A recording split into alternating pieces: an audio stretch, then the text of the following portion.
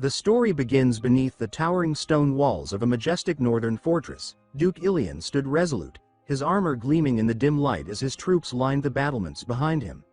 Known as the unyielding master of the northern borders, he now faced a threat greater than anything he had anticipated, an endless tide of the undead, their grotesque forms cloaked in a swirling, toxic fog that spread like disease across the battlefield. One of his men, eyes wide with fear, called out to him and pointed urgently. From the heart of the enemy ranks, a lone figure emerged. It was Dorian, the undead knight. A legend drenched in dread. He was a warrior so powerful that even 10 elite knights would hesitate to face him in mortal combat. A grim-faced soldier turned to the Duke and proposed a retreat, suggesting they brace for a siege. He insisted there was no hope of victory with their current numbers. But Duke Ilian rejected the idea outright. He declared that if the city gate were to fall, the entire nation would fall with it. He emphasized that today, here and now, they must hold the line, regardless of the cost. Then, mid-sentence, the Duke faltered. His eyes widened.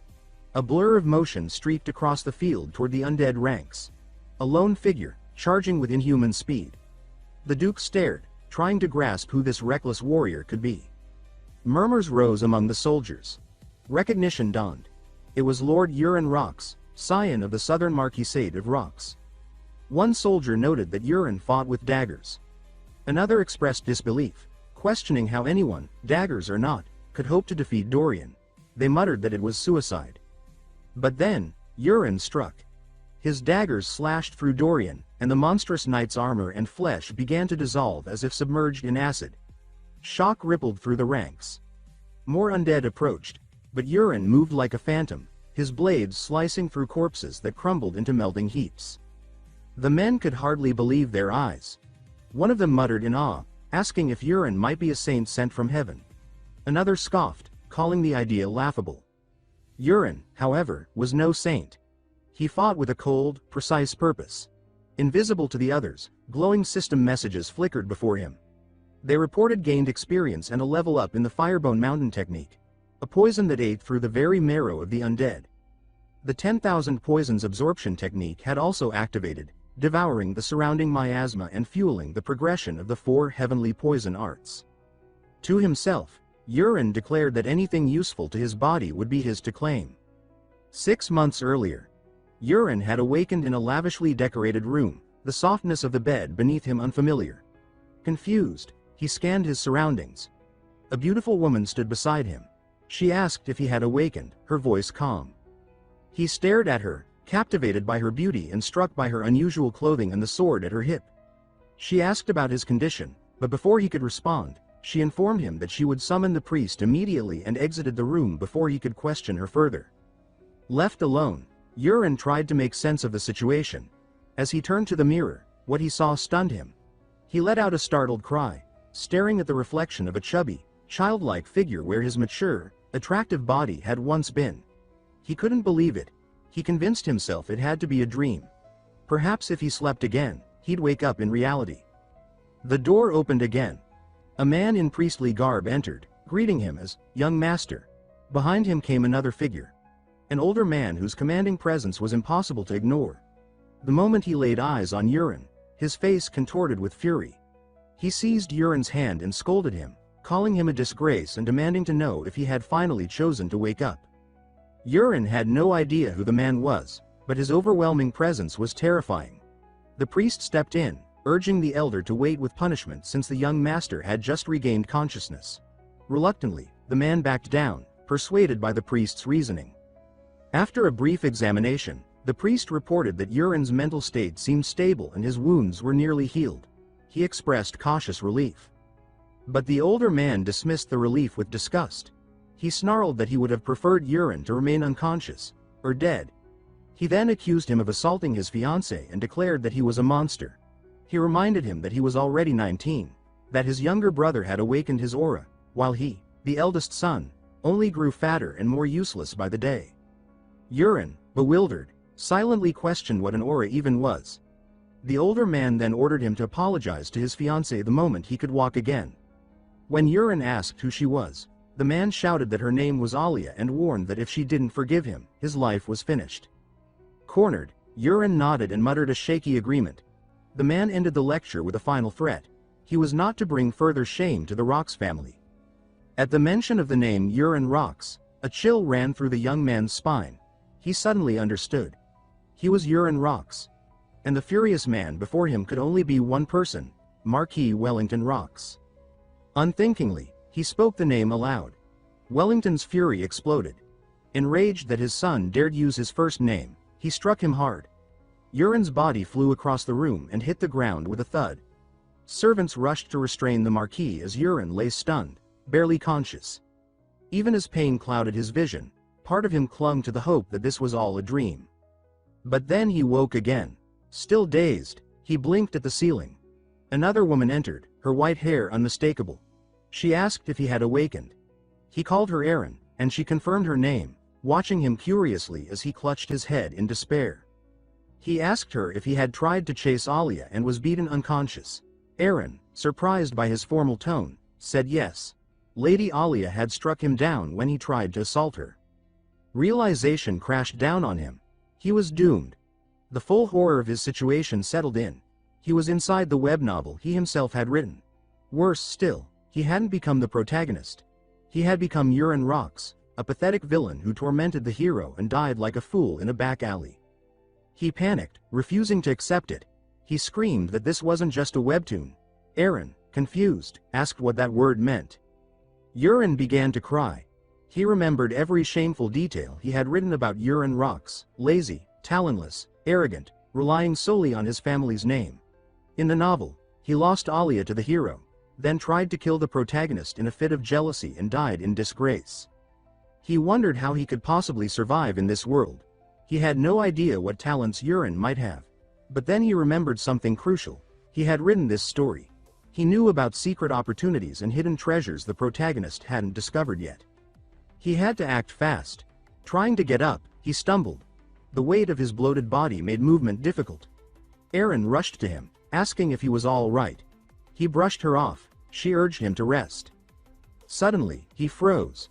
He realized something was missing, something he had expected to see. Then, as if summoned by his will, a transparent window blinked into view before him.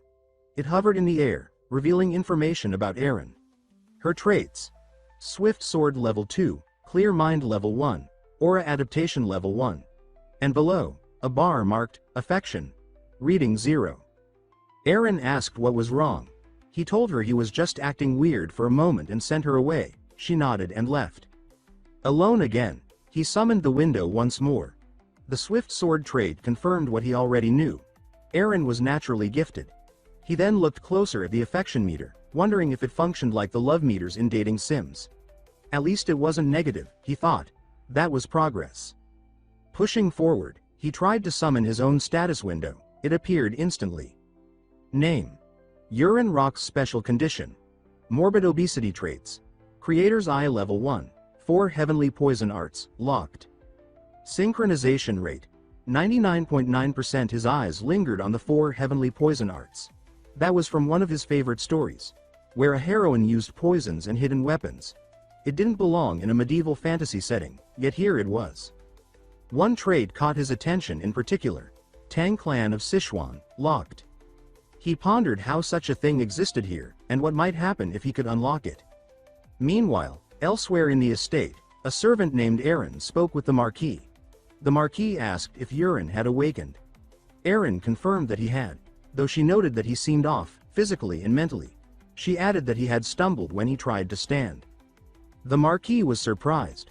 The priest had said Yurin's wounds weren't serious. He then asked if Aaron had noticed anything strange. He noted that Yurin, who would normally throw a tantrum when told to apologize to Alia, had accepted it quietly this time. The Marquis insisted that this calmness was only temporary, that the old Yurin would return soon and seek revenge. Aaron, however, said she hoped the young master would recover and improve with time. The Marquis scoffed at Aaron's optimism, dismissing her belief in Yurin with a bitter laugh. He admitted that even he, as Yurin's own father, had long given up hope. With dry sarcasm, he added that he pitied her for wasting her time, and that she would have been better off living freely as a knight rather than attaching herself to someone so hopeless. Aaron said nothing in return. She simply stood in silence, the weight of her master's life hanging in her thoughts. Still, She couldn't shake the feeling that something about the young master had changed, subtly, yet unmistakably. Meanwhile, Yurin asked Aaron to take him to the training hall. He said he wanted to get some exercise. Aaron, startled by the unusual request, questioned his timing. But Yurin insisted. As they walked together through the vast garden that separated the residence from the training grounds, Yurin's mind remained focused. He considered the traits revealed by his new ability. The creator's eye let him read the stats of others, but the Tang clan of Sichuan trait remained locked. He guessed that his physical condition, specifically his morbid obesity, might be the key obstacle. Exercise, he decided, was the first step. Yet, even walking proved difficult. The sprawling palace gardens, larger than several sports fields, left him breathless. He had never felt more aware of his body's weight dragging him down. With every servant they passed, he caught glimpses of their status windows. Affinity scores flashed in harsh red. Loathing, disgust, hatred. He couldn't blame them. The original Yurin had been cruel, arrogant, and lazy. The memory of who he used to be in this world filled him with quiet disgust. After what felt like an eternity of trudging, they finally reached the third training hall, one of the less used spaces. Inside, someone else was already training. The moment Yurin's eyes landed on him, a new window appeared. Affinity. -91 desire to kill. Hi, the man's name was Rika Alian. His trait read Swift Sword, level 1. Rika offered a mocking smile and asked why Yurin had come to train. His tone dripped with sarcasm. Yurin recognized him instantly and stiffened in response. He replied that of course he remembered Rika. Turning quickly to Aaron, Yurin whispered a question, asking what had happened between him and this man. Aaron, surprised, asked if he genuinely didn't remember. She explained that years ago, when the Marquis had forced Yurin to begin training, Yurin, furious and defiant, summoned Rika, who was then a trainee knight, and slashed his face with a sword while laughing. After that, the Marquis stopped trying to train him. Yurin was horrified. The memory was new to him, but it confirmed what he already suspected. The original Yurin had been a complete monster. Deciding that it was better to avoid unnecessary conflict, he asked Aaron if there was another training space he could use, somewhere more isolated. Aaron told him about the fourth hall, located far from the main building. It was poorly equipped and mostly just an empty field. To Yurin, it sounded perfect. He said that if he was going to lose weight, he'd do it properly, and asked her to take him there. When they arrived, Yurin immediately thought about the Tang clan of Sichuan. He recalled that they were masters of throwing knives and subtle assassination. In an attempt to awaken the trait, he grabbed a dagger and hurled it with force. Nothing happened.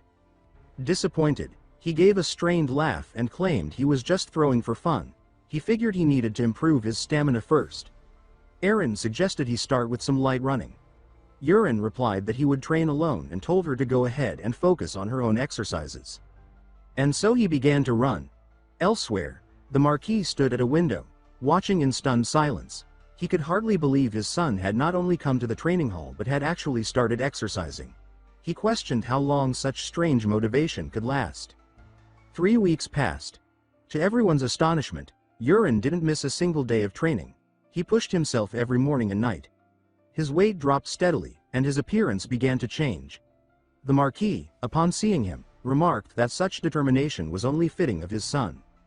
He studied Yurin closely. Without the layers of fat, his son had become handsome. For the first time in years, the Marquis wondered if his son was finally maturing. In his room, Yurin stood before the mirror, examining the changes in his body. His progress was undeniable. Yet the Tang clan of Sichuan trait remained locked. He decided to give himself 1 more month. If that didn't work, he would have no choice but to steal the protagonist's fated encounter. Just then, Aaron entered with his evening meal. A system window appeared the moment the lid came off the bowl. Sharon's soup, a traditional Rox family dish that promotes fat burning and muscle growth, customarily eaten after training. Yurin scowled at the familiar sight. Aaron noticed and asked if he was tired of it. He admitted that eating the same soup for 3 weeks straight had worn him down. Aaron's demeanor grew stern. She asked him whether his goal was simply to slim down or to become a knight. Yurin answered with enthusiasm, declaring that he intended to become a knight. Aaron scolded him, reminding him that even the Marquis himself consumed Sharon's soup after every training session. As the heir of the Rox family, he had no right to complain. Yurin muttered in agreement and began eating, telling himself that the tradition was outdated, but worth enduring if it helped him transform. Midway through the meal, he paused. The taste was different. Before he could question it further, a system message flashed. Warning. Poison ingested. He froze, but almost instantly, another message followed. Condition met. Tang clan of Sichuan unlocked. Stunned, he stared at the screen. He hadn't expected this.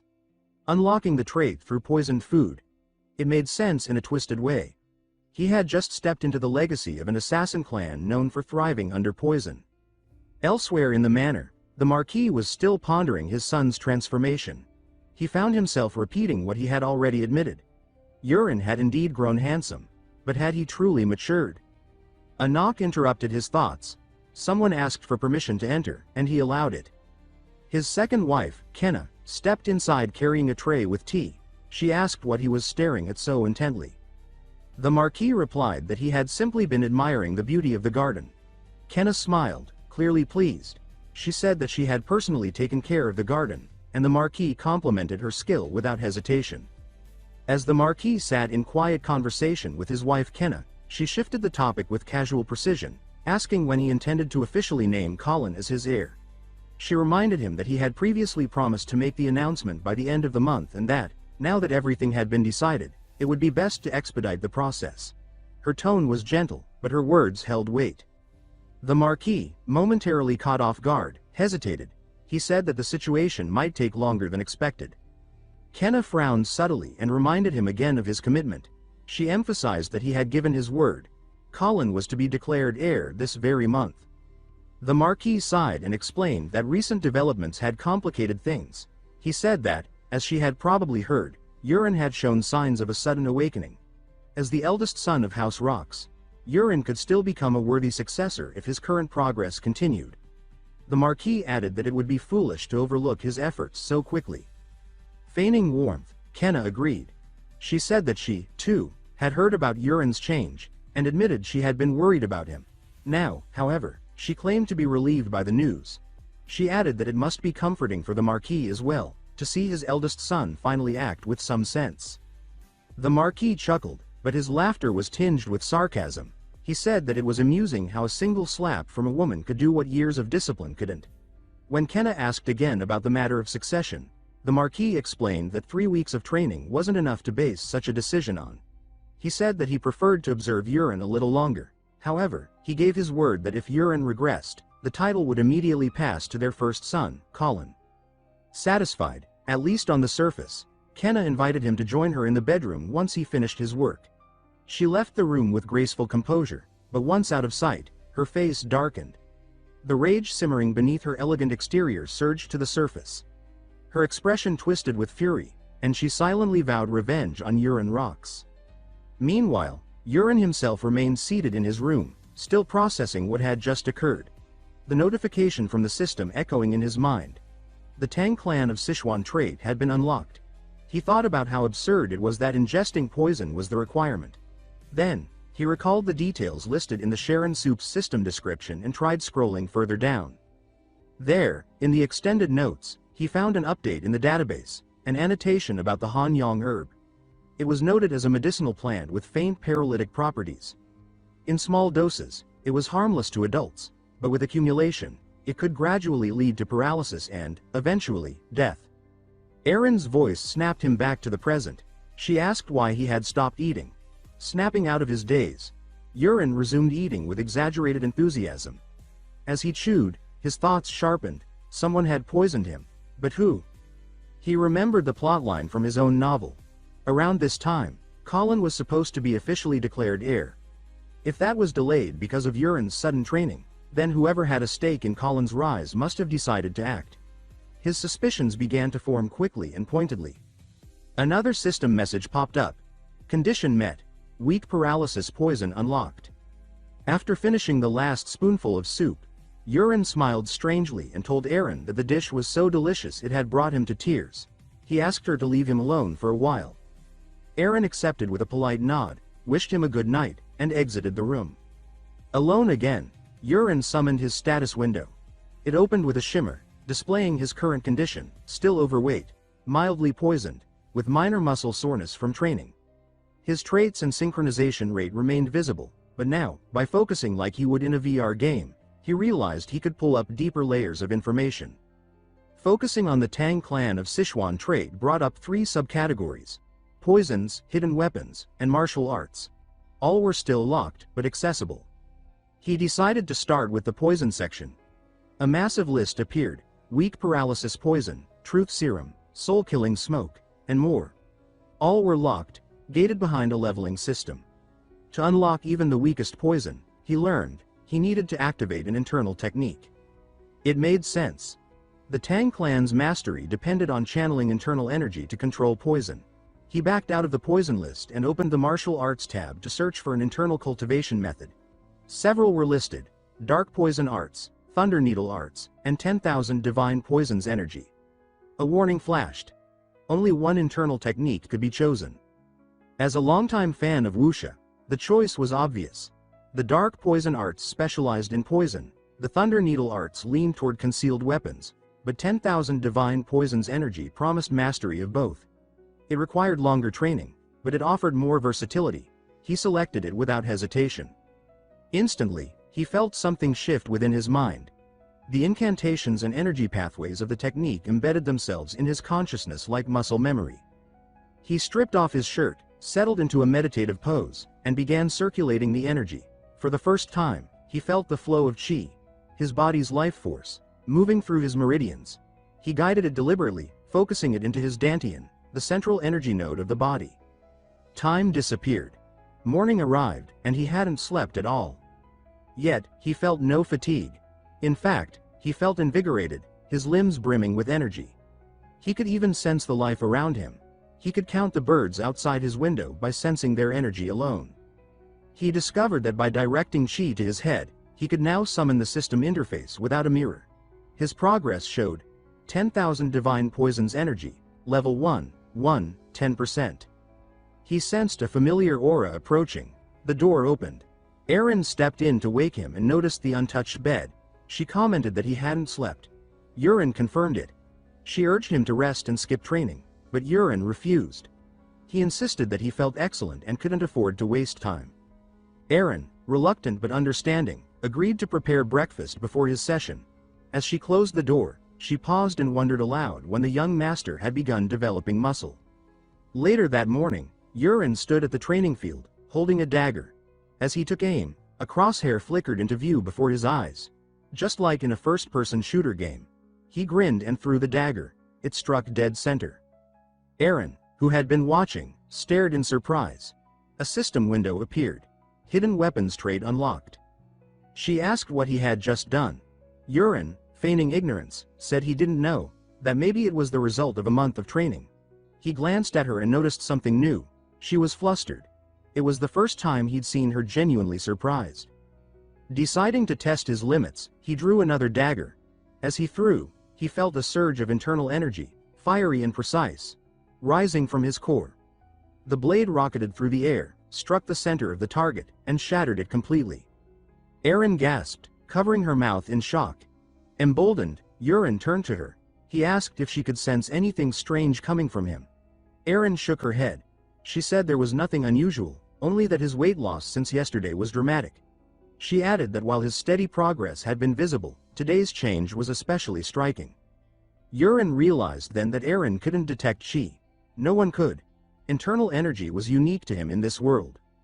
He understood what that meant. He possessed a power no one else had access to, a secret weapon. With a smile, he picked up another dagger and threw it again, this time, splitting the first blade still stuck in the target. Erin, stunned, asked if she could try. He agreed. She threw a dagger. It missed completely. Yurin laughed, remarking that he had finally found something she wasn't good at. Erin frowned, clearly annoyed. At that moment, a system window appeared before Yurin, glowing faintly in the air. It announced the completion of the memory of Sachendunga and the unlocking of a new skill, Straight Strike. The description explained that this ability enhanced the force and speed of his throws, not just with familiar weapons, but with anything from stones to wooden sticks to iron swords. Anything he held could become, momentarily, a weapon of deadly precision. As Aaron remained puzzled by her failed attempt with the dagger, Urin silently picked up a broken wooden sword from the rack nearby. Without a word, he asked her to take a few steps back. Aaron, surprised by the request and even more confused by the object in his hand, watched warily, not knowing what he intended. Urin felt a surge of internal energy rush from his dantian, coursing through his arms and into the blade. He hurled the broken sword with precision. It shot forward like a cannonball, piercing the center of the target with a crack and shattering the wooden frame completely. Aaron stood frozen, eyes wide with disbelief. She screamed out in shock, demanding to know what kind of power she had just witnessed. Urin shrugged, masking his triumph with false modesty. He said perhaps it was just the power of good practice. Aaron immediately rejected the explanation. She insisted that what she had seen defied everything she knew. No amount of training could produce such destructive force from a broken wooden sword. Then, with a shift in tone, Urin addressed her seriously. He said that he was well aware she reported everything he did to the Marquis. The sudden admission caught Aaron off guard. She didn't deny it. Urin, however, didn't scold her. Instead, he asked for a favor. That she keep what she just saw a secret for the time being. He explained that he was currently conducting personal experiments, and promised to reveal everything to her in due time. He simply asked for patience. Aaron hesitated, then nodded in agreement. Later that evening, Urin observed one of the palace chefs, Pero, leaving the kitchen. Activating the creator's eye, Urin examined him. A status window appeared. Poisonous touch, level 1, agile movement, level 1, and affinity, neutral. That was all he needed to confirm his suspicion. The trait poisonous touch explained how the poison had ended up in his food. Urin narrowed his eyes. This was the man who had tried to kill him. Now it was time for a real test. Focusing his energy, Urin activated the weak paralysis poison skill from a distance. The result was instant. Pero's body went rigid mid-step and collapsed onto the cobblestone pathway, unmoving. A new system window appeared above him, displaying a timer. Paralysis duration 1 hour. Urin approached calmly, lifting the chef's frozen body over his shoulder. He carried him to a quiet alley behind the palace grounds. As Pero began to regain some movement in his eyes, Urin knelt beside him and began to speak. He asked if Pero understood who he was and threatened him plainly, stating that if he wanted to live, he would answer everything truthfully. Since Pero couldn't speak yet, Urin introduced a simple method. Blink once for yes, twice for no. Pero blinked once to show understanding.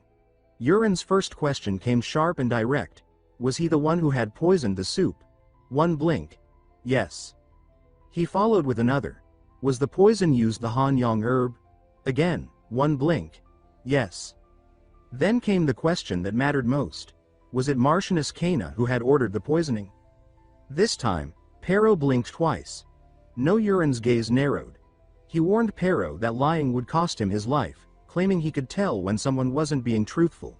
He repeated the question, more forcefully this time. Was it Kana? Pero hesitated for a moment, but again blinked twice. No. This time, Urin believed him. He saw no fear in Pero's eyes, no hesitation that hinted at deceit. The answer felt honest. If Kana wasn't behind it, then someone else was pulling the strings. Urin decided not to press further, yet. He pulled out a small object wrapped in cloth and forced it into Pero's mouth. He then told him that what he had just ingested was a rare form of paralysis poison, one that would slowly liquefy his organs within a month if left untreated. Urin said he alone possessed the antidote and warned Pero that if he didn't obey every order, he would suffer a slow and agonizing death. When Urin asked if he understood, Pero blinked once, wide-eyed with terror. Satisfied, Urin placed a hand on Pero's forehead and released the poison's grip. Pero gasped as movement returned to his limbs. Now able to speak, Urin asked him one final time, who gave the order? Pero answered. The name came out with difficulty, Knight Commander Karax Levington. Urin immediately recognized it. Karax was Kana's older brother, a man who had risen to power only due to her influence and marriage to the Marquis. Pero explained that Karax had given him the order to kill Urin within the year, under the pretense of illness. Urin's suspicions were confirmed. Kana might not have issued the command directly, but her hand was still present. Karax was acting as her proxy. Still, Urin pushed the revelation aside for now. This wasn't the moment to strike. Instead, he handed Pero a folded sheet of parchment. It was a list, various poisons, categorized and detailed. He told Pero that with his knowledge and black market access, he would be responsible for obtaining all the items listed. He said that Carix's gold would be more than enough to fund it, and that he was to start gathering them immediately, beginning with whatever he had in stock. When Pero nervously asked why he needed so many poisons, Yurin silenced him with a glare. He said that asking questions wasn't part of the deal. Pero shrank back and swore obedience. Before letting him go, Yurin gave one last command, a cruel, ironic twist. From now on, Pero was to make sure every bowl of his soup contained a dose of Hanyang herb. Pero looked horrified, his face pale with disbelief. Yurin laughed openly, amused by his own theatrical sense of control. As Pero hurried away, Yurin thought to himself how easily the cook had swallowed the bluff. The poison he'd been fed was nothing more than dried leaves. The real lesson here wasn't about fear, it was about control. Yurin looked up at the night sky and reminded himself of the urgency. He still had to master the martial arts of the Tang clan of Sichuan as fast as possible. Events were accelerating. If the world followed the plot he had written, then something terrifying was just around the corner. That night, as the moonlight bathed the stone corridors in silver, Pero returned with a cloth bundle pressed to his chest. Inside were the poisonous herbs he had on hand, ingredients he had never dared to carry so openly before. Yurin, waiting in the quiet of his room, watched the cook approach with cold calculation. As soon as the bundle was opened, a system window blinked into existence before Yurin, listing each herb and its properties in precise detail. With the creator's eye assisting him, he identified every poison with effortless confidence. Pero, visibly surprised, asked how Yurin could name such rare and obscure toxins without hesitation. Yurin, keeping up his charade, claimed that this knowledge was trivial for someone like him, though in truth, he relied entirely on the system's information. Curious, Yurin asked why Pero had even carried multiple poisons when the Hanyang herb alone should have been enough to kill him. Pero explained that the herb's effect was too slow and that the body could build resistance over time. By mixing it with Yakrakba, the potency became deadlier and more difficult to detect. Yurin immediately grasped the implication. Combining poisons wasn't just about lethality. It was about precision, control, and unpredictability. When Yurin inquired how Pero knew so much, the cook's face darkened. He revealed that at the age of 8, he had been sold to the Levington family and raised under the brutal tutelage of a poison master. There had been 20 children, he said, but only he survived. Yurin noted the restrained bitterness in his tone and realized something useful. Pero bore a deep grudge against the Levingtons. That made him not only knowledgeable, but manipulable. Pleased with the information, Yurin praised him and dismissed him for the night. Once alone, Yurin prepared for his next stage of training. Without hesitation, he took each herb and consumed it raw. As expected, a barrage of system messages flooded his vision, noting the ingestion of multiple poisons. Another message followed. The body of 10,000 divine poisons is absorbing toxic compounds. But then a warning flashed across the window. Danger. Poison threshold exceeded. Immediate breathing meditation required. Without delay, Yurin dropped into a seated position and began deep meditation. He focused every bit of will into circulating the energy of his internal technique. His goal was clear. He had to reach the second stage of the 10,000 divine poisons energy. His survival depended on it. By the time dawn arrived, his body was still and composed. The door opened quietly, and Erin entered with the intent to wake him. Her eyes widened in disbelief as she took in the sight before her. Yurin sat shirtless, his skin gleaming with sweat, muscles newly defined and carved with the lean strength of someone who had trained for years, not hours. She stared, speechless. At that moment, another system window appeared before Yurin. 10,000 divine poisons energy, advanced to stage 2. New martial art acquired. Little dragon step poison techniques unlocked. Venom pulse, lingering fog, bone freezing needle. Erin, baffled, asked what had happened to him, but before Yurin could respond, she gagged, covering her nose. The foul stench surrounding him made her recoil. Yurin quickly realized what it was. Just like in the novels, when internal energy surged and martial breakthroughs occurred, the body expelled impurities. He glanced down and grimaced. It was worse than he imagined. He moved to open the window, but Aaron shouted for him to stop. She ordered him to head straight to the bath before the smell killed someone. Aaron raised his hands in surrender and obeyed. After washing away the stench of toxins and sweat, Aaron joined Aaron again, and together they made their way to the training grounds. As they walked, he began experimenting with his new footwork. Little Dragon Step, a fluid and unpredictable movement style ideal for evasion in sudden bursts of speed. Each motion felt strange at first, like walking on uneven ground. Aaron watched him with concern, asking if he was feeling all right. She noted that he looked like a drunk stumbling through the halls. Aaron laughed and said he was fine, waving off her concern. She remained unconvinced and asked if he really intended to visit the first training hall, pointing out that it would be crowded with knights today. Aaron nodded. He explained that he simply wanted to observe how the knights trained. As they entered the hall, heads began to turn. Whispers sparked. Some recognized Aaron, the young master's attendant. But when their eyes landed on Aaron, confusion flickered across their faces. They stared at him, slimmer, taller, refined, and tried to place the face. One knight hesitantly recalled the rumors about the young master's sudden weight loss. Another gasped, putting the pieces together. Disbelief spread. Just a month ago, Aaron had been a bloated embarrassment. Now, he looked like a completely different man. They whispered about sorcery, hidden potions, divine blessings. Aaron, with his enhanced senses, heard every word. Amused, he scanned the crowd and spotted a young knight practicing with disciplined grace. The technique was familiar, textbook Rock's family sword stances. Aaron leaned in and confirmed that what the knight was practicing was the foundational form taught to all knights of the household. She advised Aaron to watch closely. And then he realized who the knight was, Cried, one of the main characters in the novel he had written. In the original story, Cried would go on to become a loyal ally of the protagonist. Aaron hadn't described Cried's early days in the story, so it surprised him to find him already here, training diligently. He made a mental note. Cried might prove valuable later. Turning back to the rest of the knights, Aaron activated Creator's Eye. Their affinity ratings flashed before him. Hostility, disgust, contempt, and even one with murderous intent. Perfect, he thought. A testing ground.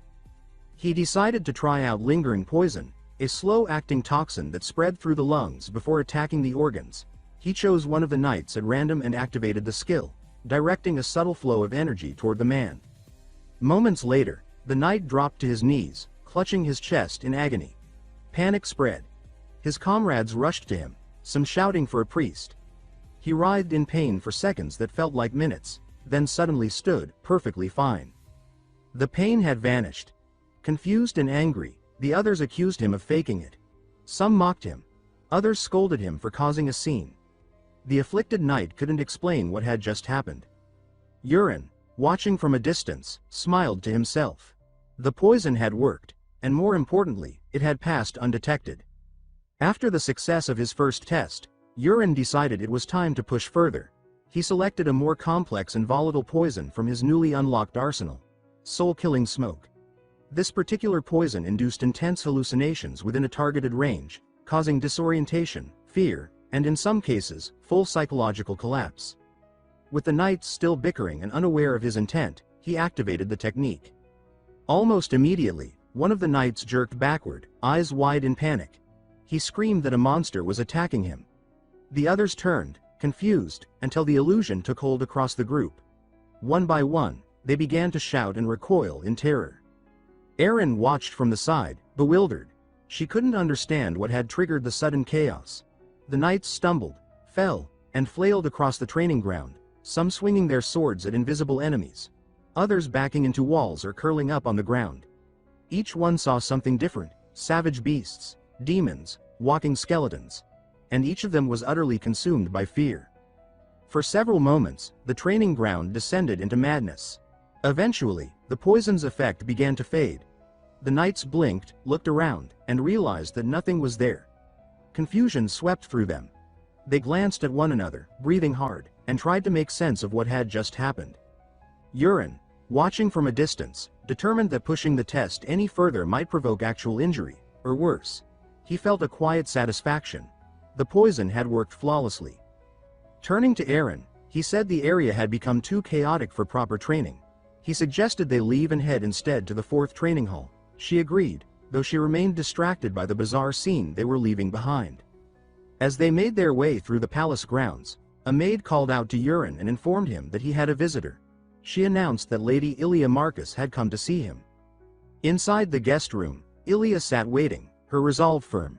She had come today to end the engagement once and for all. She had tolerated too much, and the incident that had led her to strike Yurin weeks ago had been the final straw. Yurin, aware of who was waiting, braced himself. He recalled that in the original story, this was the point when Ilia Marcus began to demand the annulment of their engagement. The original Yurin had selfishly refused, dragging the situation out. Yurin sighed. He had no intention of repeating that mistake. When he entered the room, Ilia looked up, and froze. The man standing before her wasn't the spoiled, bloated noble she had known. He was lean, composed, and disturbingly calm. She didn't even recognize him. She asked who he was, genuinely confused. Yurin answered that it was him, Yurin Rocks. Her confusion deepened. She mentioned the rumor she'd heard, that he had lost weight through training, but admitted she dismissed it as nonsense. What she saw now didn't seem possible. How could he have changed so drastically in such a short time? Yurin responded plainly. He said he had trained hard, and that after she struck him, he had reflected on himself and realized the need to change. Ilia eyed him warily, questioning his intentions. She wondered aloud if he was planning some form of revenge, if this sudden humility was a trap. Yurin denied it without hesitation. Then, unexpectedly, he dropped to one knee and thanked her. He said it was because of her that he had come to his senses. He apologized deeply for his past behavior. He acknowledged her right to sever the engagement if she wished, and said he would accept her decision. Stunned, Ilia asked again who he really was. Yurin answered without flinching, Yurin Rocks, the former scoundrel. His apology was genuine, and for a moment, she was at a loss. Yurin, watching her reaction, thought quietly to himself that the incident hadn't truly been his fault, but that of the body's previous occupant. Still, he had a reason for asking forgiveness beyond guilt. He activated Creator's Eye and brought up her status window. Traits: Kingdom Toppling Beauty, Sword Queen. Preference level: -16, Hatred. The data told him everything. Ilia wasn't just another noble daughter. Sword Queen was a trait of immense power. It guaranteed that she would grow stronger over time, surpassing her peers, and in the story, she eventually saved the protagonist during his darkest moment. She also personally defeated one of the main antagonists. Yurin concluded that even if they ended their engagement, earning her favor was crucial. An ally like her could shift the tides of fate. Ilia ordered him to stand, asking if he truly meant what he said. Yurin confirmed with unwavering conviction. She demanded he swear an oath, one with real weight. As her aura flared and pressed down on him, Yurin recognized the moment. This was the same scene she had with the protagonist in the original story. Not him. He smiled internally and activated the 10,000 divine poison's energy. The pressure of her aura washed over him and vanished, completely repelled.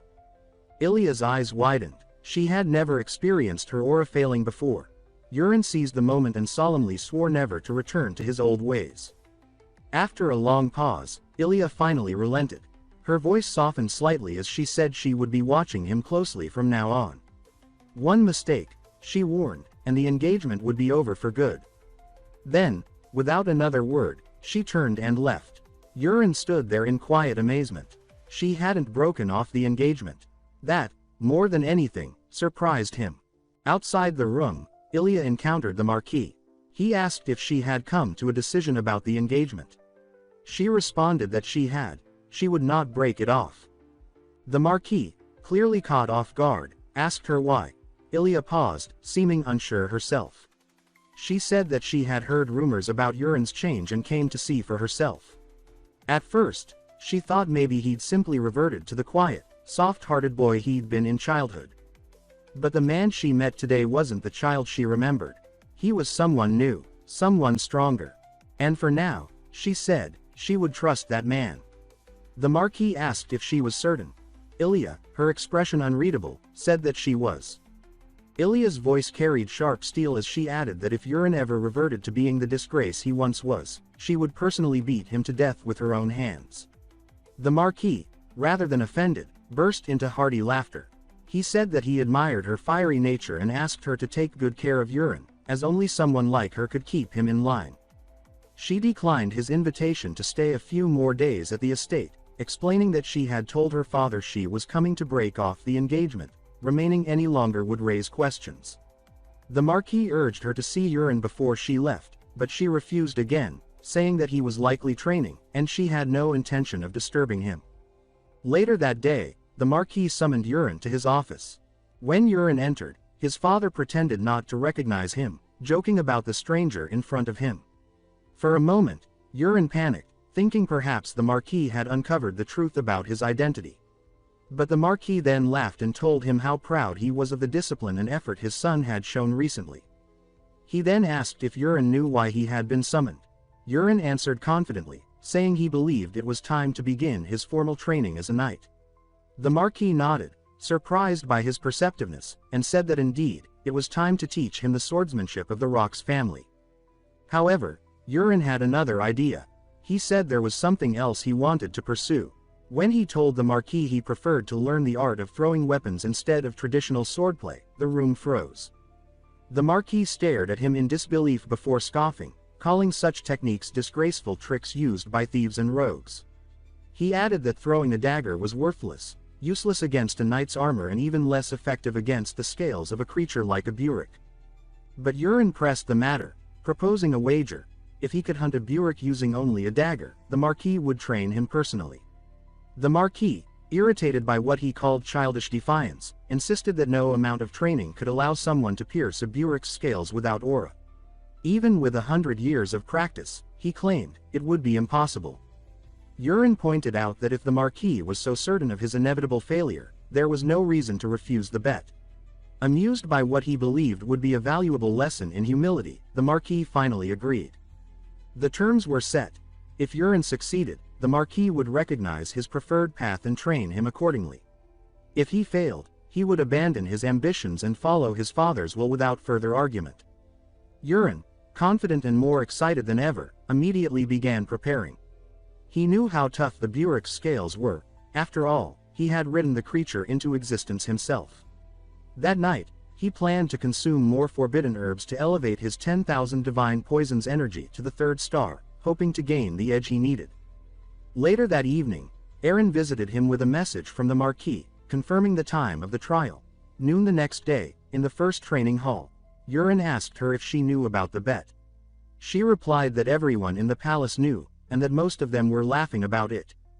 She said the prevailing rumor was that Yurin would either faint or flee in terror at the sight of the monster. In their eyes, he was still the laughingstock of the estate. When he asked if people would come to watch, Aaron confirmed it. The hall would be full. The Marquis hadn't restricted attendance, and the spectacle had spread like wildfire.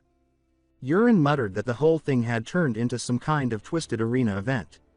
He asked for her opinion, and Aaron replied calmly that she believed tomorrow would be his day. That night, Yurin reached the 3rd star in his internal technique. When the day of the challenge arrived, the first training hall was packed. Servants, knights, nobles, everyone had gathered to witness the show. Yurin entered and found the crowd buzzing with anticipation. The Marquis asked if he was ready. Yurin glanced at the sea of onlookers. The Marquis, feigning innocence, claimed he had only told his personal mage, and somehow the news had spread. He warned Yurin not to embarrass the Rock's name in front of such a crowd. At that moment, a senior mage stepped forward and began the summoning ritual. Yurin watched, eyes wide. It was the first time he had seen magic performed live, and it mesmerized him. Then the ground trembled. A surge of electricity snapped through the air as dust exploded outward. A towering beast emerged from the summoning circle. The Burek, the monster, roughly 150 centimeters tall, had the grotesque shape of a bloated sea creature twisted by magic. A faint aura of static crackled around its body. The crowd recoiled in horror. Yurin, however, watched it with a strange mix of curiosity and nostalgia. He recalled creating the Burek on a whim, while eating sashimi at a cheap restaurant and struggling to meet a publishing deadline. Without its limbs, it might have even looked cute. Without warning, the Burek lunged.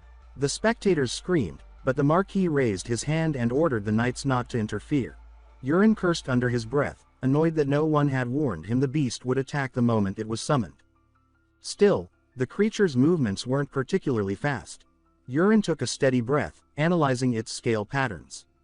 The moment he focused, a crosshair appeared in his vision, his internal energy reacting, locking onto the beast's weak point. He threw the dagger with perfect precision. The blade whistled through the air and struck directly beneath the Burik's arm, an exposed, scale-less joint. The monster let out a shriek and collapsed.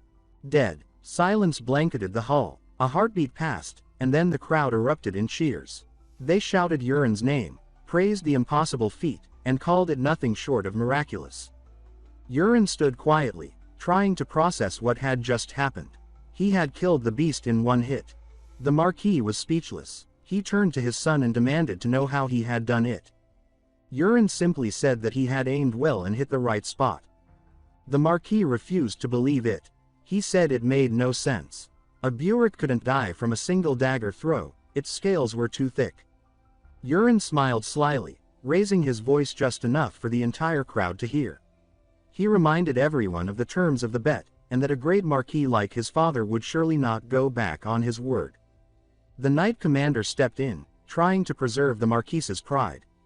He explained that Yurin's throw had landed in a rare unarmored gap, and that this had to be pure luck. The Marquis, clearly unsettled by what had just unfolded, insisted that the bet be redone. Yurin, however, stood firm and refused. The Marquis, not one to give up easily, proposed a new condition. If Yurin managed to win again, he would grant him a single wish, no matter what it was. But if he failed, he would have to submit to his original path and learn the swordsmanship of the Rock's family as planned. This time, the opponent would not be a monster like the Burik, but a knight.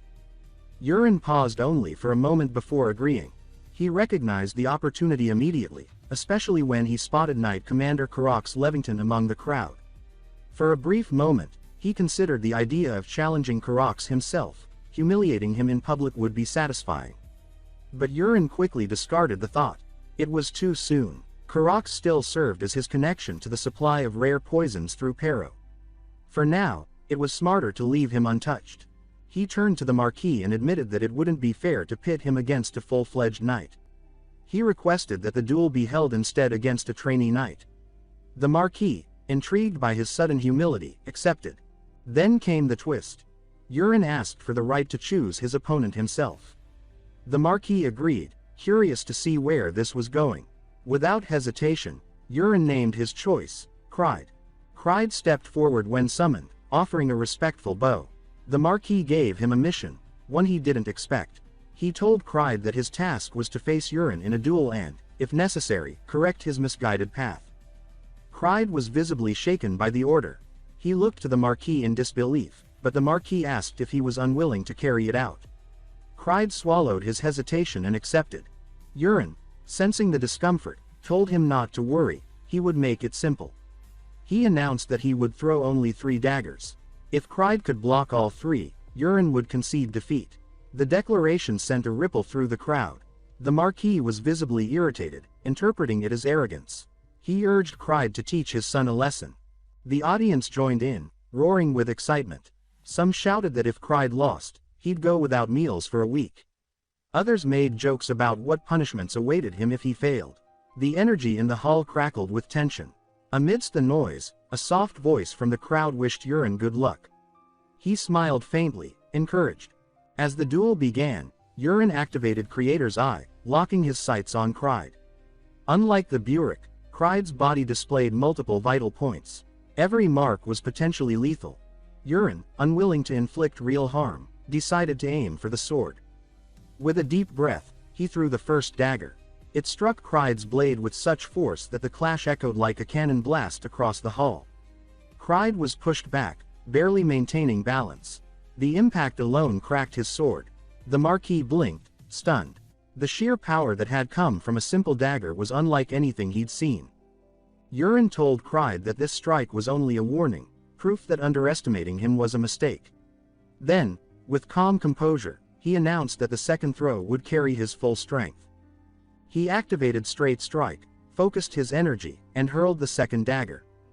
Kride braced himself. He raised his sword in defense, but as the blade met the dagger, it shattered under the pressure. The force dropped Cried to his knees. The weapon clattered to the ground beside him, broken. The hall fell into silence once again. The Marquis began to speak, requesting a private conversation with Yurin to settle the matter. But Cried interrupted. He said that the bet wasn't over, there was still one dagger left. The Marquis tried to wave it off, but Yurin turned to Cried and asked him directly. He asked if Cried was truly willing to end things like this, without a final result. He reminded him that a knight's pride demanded victory or defeat, not ambiguity. Cried lowered his head, gritting his teeth. Then, suddenly, he stood and demanded a replacement weapon. His aura flared to life, vivid, wild, and undeniable. The crowd gasped. The berserker trait had awakened. Yurin wasn't surprised. He had written this very scene into the story. Cried, pushed to his physical and emotional limit, would unlock his aura and reveal his true potential. This, Yurin thought, was the perfect opportunity to test one of his more advanced techniques. Cried now stood, sword in hand, exuding a blazing aura that rivaled veteran knights. The Marquis, though impressed, grew concerned. Yurin showed no fear, only quiet confidence. The final throw began. Yurin channeled his internal energy and activated the curved mountain technique, which sent the dagger into a spiraling, unpredictable trajectory. Cried narrowed his eyes, confused by the strange movement. He assumed Yurin was mocking him, and his frustration flared. He slashed at the dagger with all his might, but the weapon veered midair, swerving past his blade and striking him cleanly in the shoulder. Cried roared in pain. The crowd, unable to comprehend what had happened, watched in silence. Some murmured that the dagger looked slow, wondering why Cried reacted so strongly. But Yurin knew the truth. He had infused more internal energy into this throw than the previous two. The pain Cried felt was real and deep. Before the situation could escalate further, the Marquis stepped forward, raising his hand. He declared the match over and acknowledged Yurin's victory. He said they would speak privately, later. After the duel, as the commotion settled, Yurin approached Cried, who was still kneeling and clutching his injured shoulder. Without a word, Yurin placed a hand over the wound and activated the internal energy absorption technique. In moments, Cried's pain vanished completely. Startled, he looked up at Yurin and thanked him warmly, his voice filled with genuine gratitude. He apologized for underestimating him, admitting that when he first saw the final dagger moving slowly, he had thought Yurin was mocking him. But now, he said, he understood, it was no trick, but a masterfully executed technique. Cried continued, concluding aloud that such a refined skill couldn't have been learned in just a month. Therefore, Yurin must have been hiding his power all along. His imagination ran even wilder. He speculated that perhaps Yurin was secretly part of an elite group dedicated to protecting the Rock's family, enduring years of humiliation in silence as a selfless shield against hidden enemies. Yurin listened, increasingly amused, realizing that Cried's personality skewed toward wild theories and conspiracies. When Cried offered his unwavering service, pledging to assist in the fight against any secret enemies that might surface, Yurin noticed a change in his status window. Cried's affinity had risen to 26, now marked as favorable. Yurin didn't bother correcting any of the misunderstandings. He simply nodded, saying they would speak again soon. Cried departed with newfound purpose, shouting that he would spread the truth, that Yurin had never been a scoundrel, only a hidden guardian. After he was gone, Erin approached, praising Yurin's performance. She said he had fought well and asked curiously about the unusual technique he used at the end. Yurin replied that it was a new technique he'd recently developed and asked what she thought of it. Erin admitted that she had already replayed the entire scenario in her head. If it had been her facing that technique for the first time, she said, she would have lost. But now, having seen it, she believed she could block it. Yurin smiled, realizing this was due to her clear mind trait, an extremely rare ability. He reminded her that with her talent and years of knightly education, she could have easily become a proper knight had she not become his personal maid. He asked if she was truly satisfied with her current position. The question caught her off guard. Later, the Marquis summoned Yurin to his office. When Yurin entered and addressed him as, "My lord," the Marquis immediately scolded him, saying that when they were alone, he expected to be called father. Yurin was surprised by the sudden informality, but followed suit and spoke plainly, as requested. Then the tone shifted. The Marquis asked about the technique Yurin had used in the duel, stating that he had searched through the family's martial manuals and found nothing even remotely similar. He said such a technique couldn't possibly be learned in a single month, not even by a genius. When pressed, Yurin replied that he couldn't reveal the entire truth, but he had prepared a story in advance, anticipating this moment. He explained that during one of his training sessions, he had gone to the upper library in search of helpful books. There, he stumbled upon an old tome that fell from a top shelf. When he opened it, strange engravings covered the pages, and a blinding light emerged. Before he could react, the contents had been absorbed into his mind, and the book vanished. The Marquis's eyes widened. He said that such an object could only be a grimoire, a legendary artifact where ancient masters inscribed their techniques to be passed down through generations. Yurin, inwardly amused, thought to himself that of course he knew what a grimoire was. After all, he had created the concept himself as part of the story's lore. The Marquis, completely convinced, said that the attic library held so many texts from their ancestors that even he didn't know them all. He added that Yurin's discovery was nothing short of divine fortune. Yurin nodded, calling it the jackpot of a lifetime. True to his word, the Marquis said he would honor the terms of their agreement. He would no longer force Yurin to pursue swordsmanship. Instead, based on the additional clause in the bet, he asked Yurin to name his wish. Without hesitation, Yurin replied that he wanted the position of heir. The room fell silent. The Marquis, clearly stunned, hesitated. Yurin asked, voice laced with sarcasm, if he was going to break his promise now. The Marquis, caught in his own words, admitted he had no choice. It was within his authority, and he would grant the wish. Yurin then shifted tone. He said he understood that naming him heir would stir trouble. There would be opposition, and Lady Kenna in particular would cause a storm. Therefore, he said, he would relinquish his wish, this time. The Marquis exhaled deeply and thanked him with heartfelt sincerity. Yurin thought to himself that he never had any interest in the position to begin with. Becoming heir meant being shackled to political duties, losing the freedom he needed. Instead, he preferred to hone the martial arts of the Tang clan of Sichuan and roam the world in pursuit of opportunity. The Marquis then asked him to make another wish. Yurin said that he wished to establish his own knightly order and appoint both Eren and Cried as its founding members. The Marquis, relieved, said the request was more than acceptable. He added that Eren's talents were too valuable to remain limited to the role of a maid. Yurin thanked him and then made one final request. Since Eren would no longer serve as his attendant, a replacement was needed. He proposed Pero, the kitchen worker, and asked that the appointment seem like it came from the Marquis himself. The Marquis eyed him carefully, asking if anything had happened. Yurin simply said he would explain in time. The Marquis, placing trust in him, agreed without further questioning. A quick glance at his status window revealed the Marquis's affinity level had risen to 74. Trust. Later that day, Yurin gathered Eren and Cried and formally declared the formation of his knightly order. He appointed both of them as his founding knights and urged them to continue training with unwavering discipline. Then he introduced their new member, Pero, his new personal servant. Eren looked at Pero with suspicion. It wasn't long before she pulled Yurin aside to ask why he had chosen the cook of all people to replace her. Yurin calmly told her the truth. Pero was a spy. Eren was stunned. He explained that Pero had been sent by Knight Commander Karax and Lady Kenna to poison and assassinate him. Eren was even more confused, asking why he would allow such a person so close. Yurin replied with a faint grin that Pero now only obeyed his orders. Just then, Cried interjected, asking a question of his own. Yurin welcomed it. Cried pointed out that, despite being a small order, there should still be a vice captain. According to tradition, the role should go to the strongest among them. But Cried questioned Eren's strength, saying that she looked too young, too fragile. Yurin agreed with the logic and permitted a duel between them. Eren, calm and composed, swiftly defeated Cried. Afterward, she pointed out the flaws in his technique. His attacks were too predictable.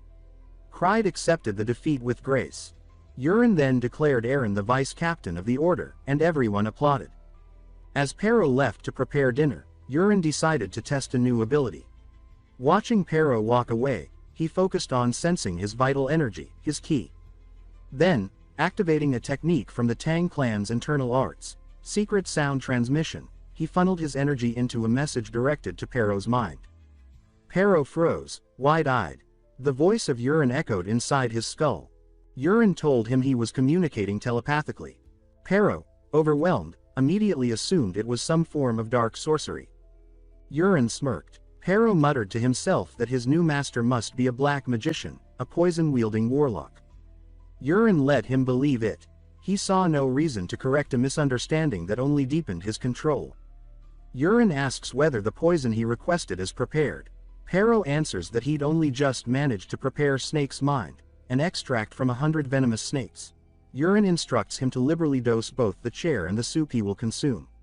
Pero, visibly anxious, hurries to carry out the order. That night, while meditating, Urin realizes that his internal energy progress has stalled since reaching the 3rd star. With the realization that a global crisis looms, he decides that it's time to leave the Marquis and seek opportunities to develop his power. He informs his father of his intention to travel. The Marquis, assuming he meant the neighboring village, grants permission. Urin, hiding his true plans to journey farther, asks for a week's leave. The Marquis, noting his tireless efforts in training, approves the request and asks how many guards he needs. Anticipating reluctance, Urin initially says he needs no escort, which shocks the Marquis. Reminded that he is heir, Urin backtracks and says he's only going to the nearest village. The Marquis warns him of how perilous the world is, especially with poisoning, which Urin internally scoffs at. Realizing he must comply, he reluctantly agrees to take a guard. He sets his departure in 2 days, and the Marquis promises to arrange the escort. That evening, Urin decides to slip away earlier. He summons Pero, who hesitantly arrives. Urin asks for money, reminding him of the funds Karox provided for feeding snakes. Pero, frightened but obedient, hands over the gold immediately. Urin also asks for the partial space bag he glimpsed when Pero handled poisonous herbs, a magical storage sack. Pero, puzzled, agrees to lend it. Urin gives Pero a fake antidote, actually nothing but dried leaves, said to last a month. He tells Pero that he appreciates his help and that he'll rely on him from now on, promising a genuine cure soon. At dawn, Urin slips out of the palace, leaving a note behind.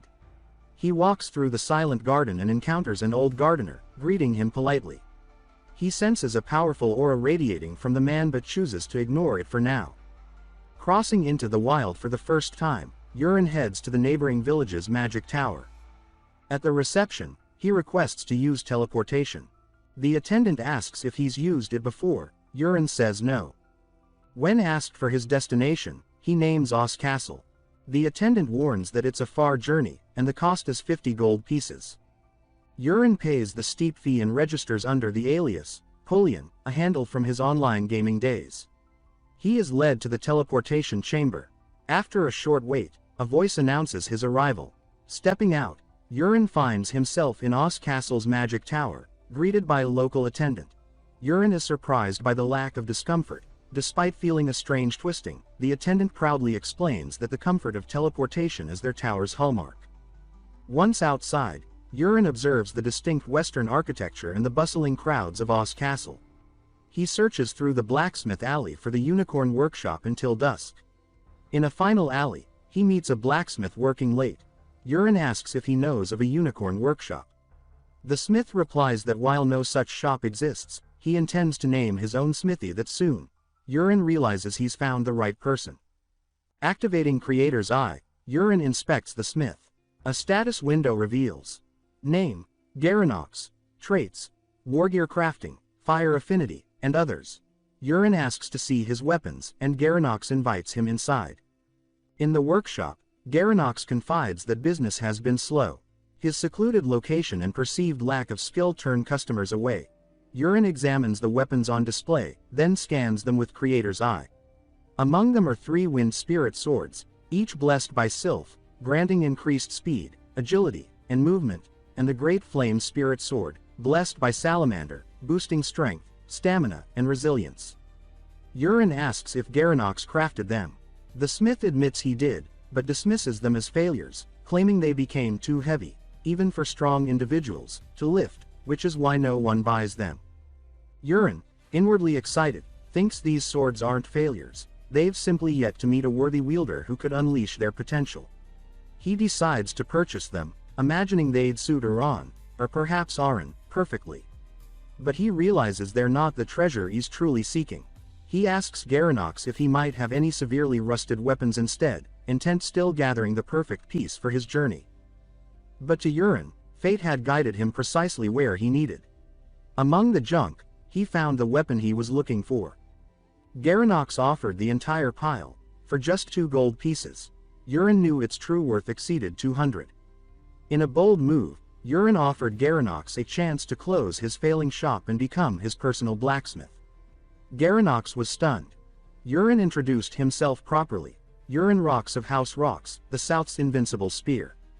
Garanox fell to his knees, overwhelmed by the honor of such a visitor. Yurin had to ask him to rise, but Garanox remained kneeling, humbly awaiting instruction. He asked why someone of Yurin's stature would seek a poor blacksmith. Yurin explained that Garanox's craftsmanship, especially the meticulous sword hilts, spoke of genuine skill and sincerity. He predicted Garanox would awaken a special talent one day, and though he himself wondered if he had made that up on the spot, it worked. Garanox agreed to follow him. He admitted Yurin was nothing like the rumor of a delinquent he'd heard. To seal it, Yurin pulled the rusted dagger. He uttered awaken, and the weapon transformed into a radiant legendary blade, Agnes, the vestige of many forms. Yurin reflected that, in his story, the original hero was destined to claim it. A system window then appeared, asking whether to formalize a spiritual contract with Agnes. Yurin accepted. A flash, a shift, and then a voice reverberated inside his head. Mage Agnes, not a sweet tone as he'd envisioned, but brusque and dismissive. She scolded him for having no talent. He lacked mana, so how could he bind her? She mocked his claim to have learned the awakening words from the Great Prophet, a detail he'd concocted for consistency in his story. Yurin calmly explained that he was the author, and knew the weapon's true nature. It could split into 2 forms, adapting to any wielded shape. She was supposedly bound to come back when a sub-body was lost. To that, Agnes snarled that knowledge alone meant nothing. Without mana, the contract was meaningless. Annoyed by her arrogance, Yurin forced her into a ring using his internal energy, ignoring her cries of pain. Agnes shrieked as warm chi surged through her form, experiencing the power she'd underestimated. Yurin had just confirmed a critical breakthrough. Martial energy could substitute for mana to wield Agnes's abilities.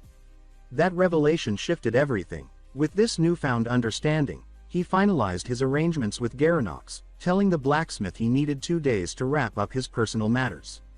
They agreed to meet again in front of Oz Castle's Central Park at noon in 2 days. As Yurin wandered through the park later that day, he spotted Ilya standing nearby. The sight surprised him, and he felt a strange sense of déjà vu.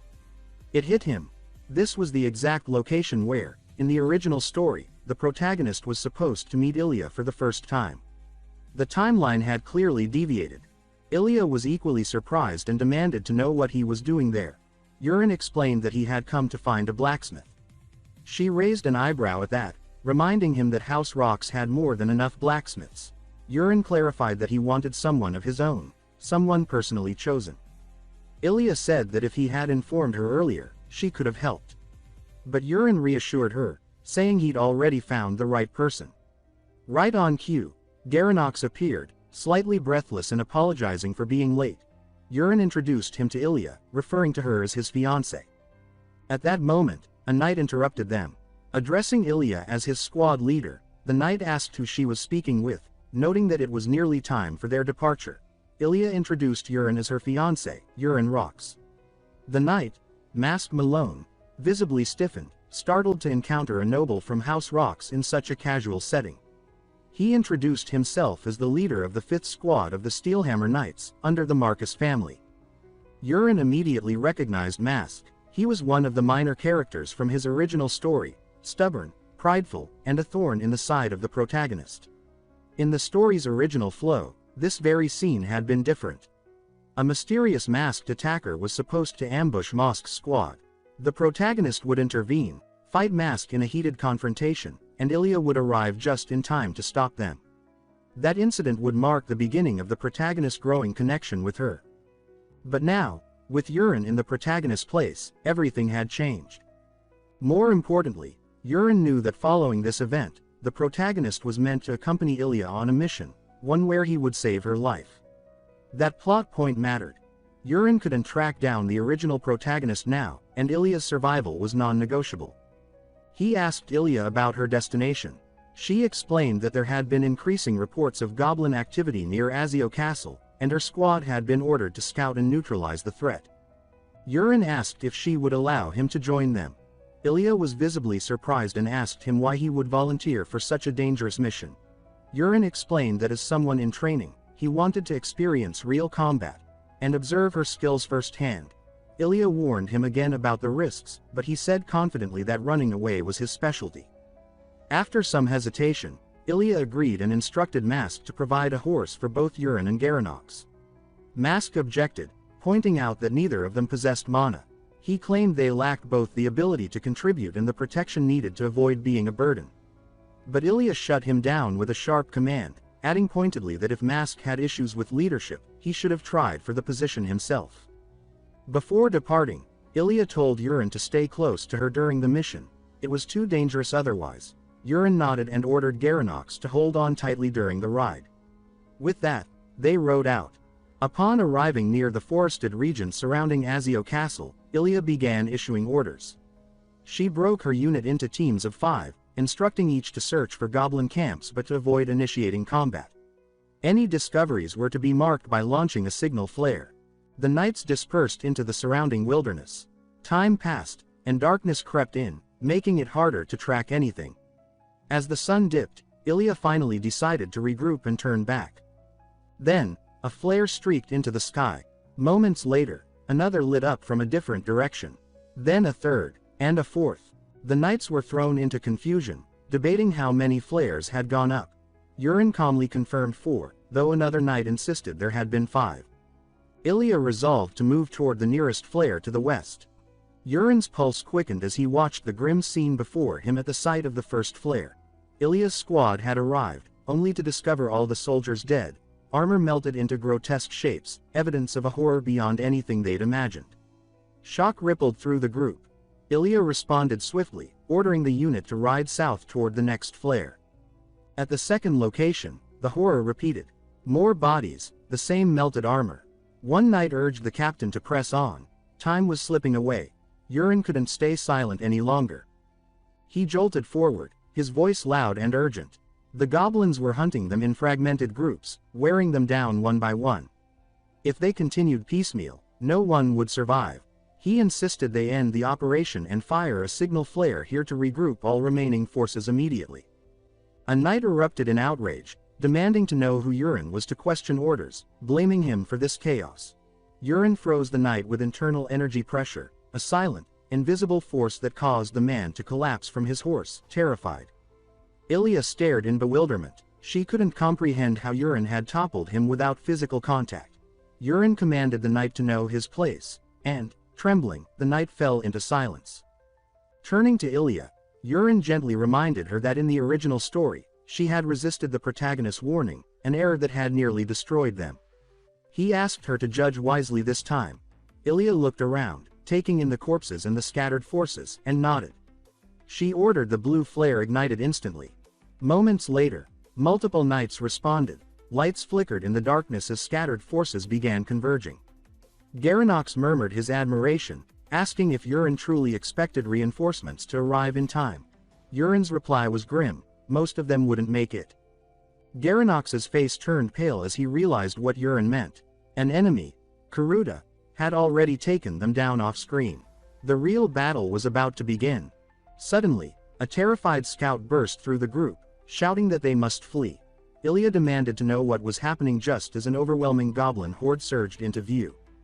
Dozens, hundreds, swarmed across the clearing. Another knight screamed that their numbers were terrifyingly vast. Ilya froze, guilt washing over her. She murmured an apology to Yurin, fearing his death was now certain. Yurin steadied her with calm assurance. She would not die today. He stepped forward, resolve sharpening in his eyes. He called out. He would now test what they had trained over the last 2 days. He summoned Agnes to generate black iron bullets by proxy, a technique born from his mastery of the 3rd level body of 10,000 poisons. A system window appeared before Yurin. The black iron blast technique fired hidden weapons imbued with internal power, relying on detonations of black iron bullets. Yurin shouted for the goblins to receive his attack. He threw a bullet. It embedded in a goblin's weapon, then, amid their confusion, exploded. A wave of destruction ripped through the front line. Screams and chaos erupted. The bullets returned. Yurin hurled them again and again. Explosions followed in rapid succession, decimating line after line of goblins. Ilya, awestruck, demanded to know what he had thrown. Yurin replied steadily, it was black iron blast, and he would explain the details later. Seeing the horde's strength falter, Ilya shouted to her knights, reminding them that victory was now within their grasp. She urged them to seize the moment. The knights, inspired, surged forward to engage the remaining enemy. In the thick of battle, one goblin tried to flee, but something red and massive intercepted it. A red hand snapped over the goblin's head, and it screamed before collapsing. Ilya turned, stunned, as a colossal red-skinned warrior emerged, giant, brutal, and holding the corpse of a slain goblin. Yurin's jaw tightened. The legendary goblin warrior, Karuta, had finally appeared. He thought grimly. Failure was not an option. If they could not defeat Karuta today, none of them would survive. The real fight had begun. Karuta roared, his reddish aura erupting in violent waves of wind. He swung his sword and took a stance, ready to charge at Ilya. She realized she couldn't counter his power and prepared to evade. At that moment, Yurin rushed forward to save her, scolding her for standing still. Together, they narrowly avoided Karuta's crushing strike as it shattered the ground, and Yurin carried Ilya to safety on his back. Once they stopped, he shouted that she had nearly died. Ilya barely heard him. The battlefield around them was silent. Every one of her soldiers lay dead. Karuta was already preparing his next attack. Yurin acted fast, pulling out a black iron explosive and hurling it at him. It landed near Karuta's ear and exploded, but when the smoke cleared, he was completely unharmed. Not a single scratch marked his skin. Karuta muttered something in his own tongue. Yurin was shaken. None of his attacks worked. He remembered that orc warriors were said to have skin as hard as steel, but seeing it in person was terrifying. Ilya, enraged at the slaughter of her subordinates, cursed him. She called his actions unforgivable and raised her sword, infusing it with aura. Charging forward, she struck fast and hard, but Karuta blocked her with ease. She kept attacking, her strikes relentless, yet his parries remained effortless. Girinox and Yurin watched closely. Yurin thought that her strength was impressive, expected, even, for the famed Sword Empress. Despite being early in her journey, she was already strong enough to push Karuta this far. Still, his steel-like skin and armor held firm. He stood unmoved, muttering again in his strange language, before suddenly releasing an immense burst of aura. Ilya froze. An orc using aura was impossible, or so she had believed. Karuta launched a fierce counterattack, and she barely managed to block. Just like in the original tale, she began to lose ground. Overwhelmed by his power, she finally collapsed. Karuta, untouched, advanced toward her. Her knights rushed to her side, helping her stand. Frustrated, Ilya admitted that she couldn't defeat him and ordered a retreat. But as Karuta closed in, Yurin stepped between them. Karuta spoke again in his language, but Yurin ignored him and drew a dagger, throwing it with all his strength. Karuta reflexively swung his sword, shattering the blade instantly. Yurin was stunned, until Karuta noticed a wound on his shoulder.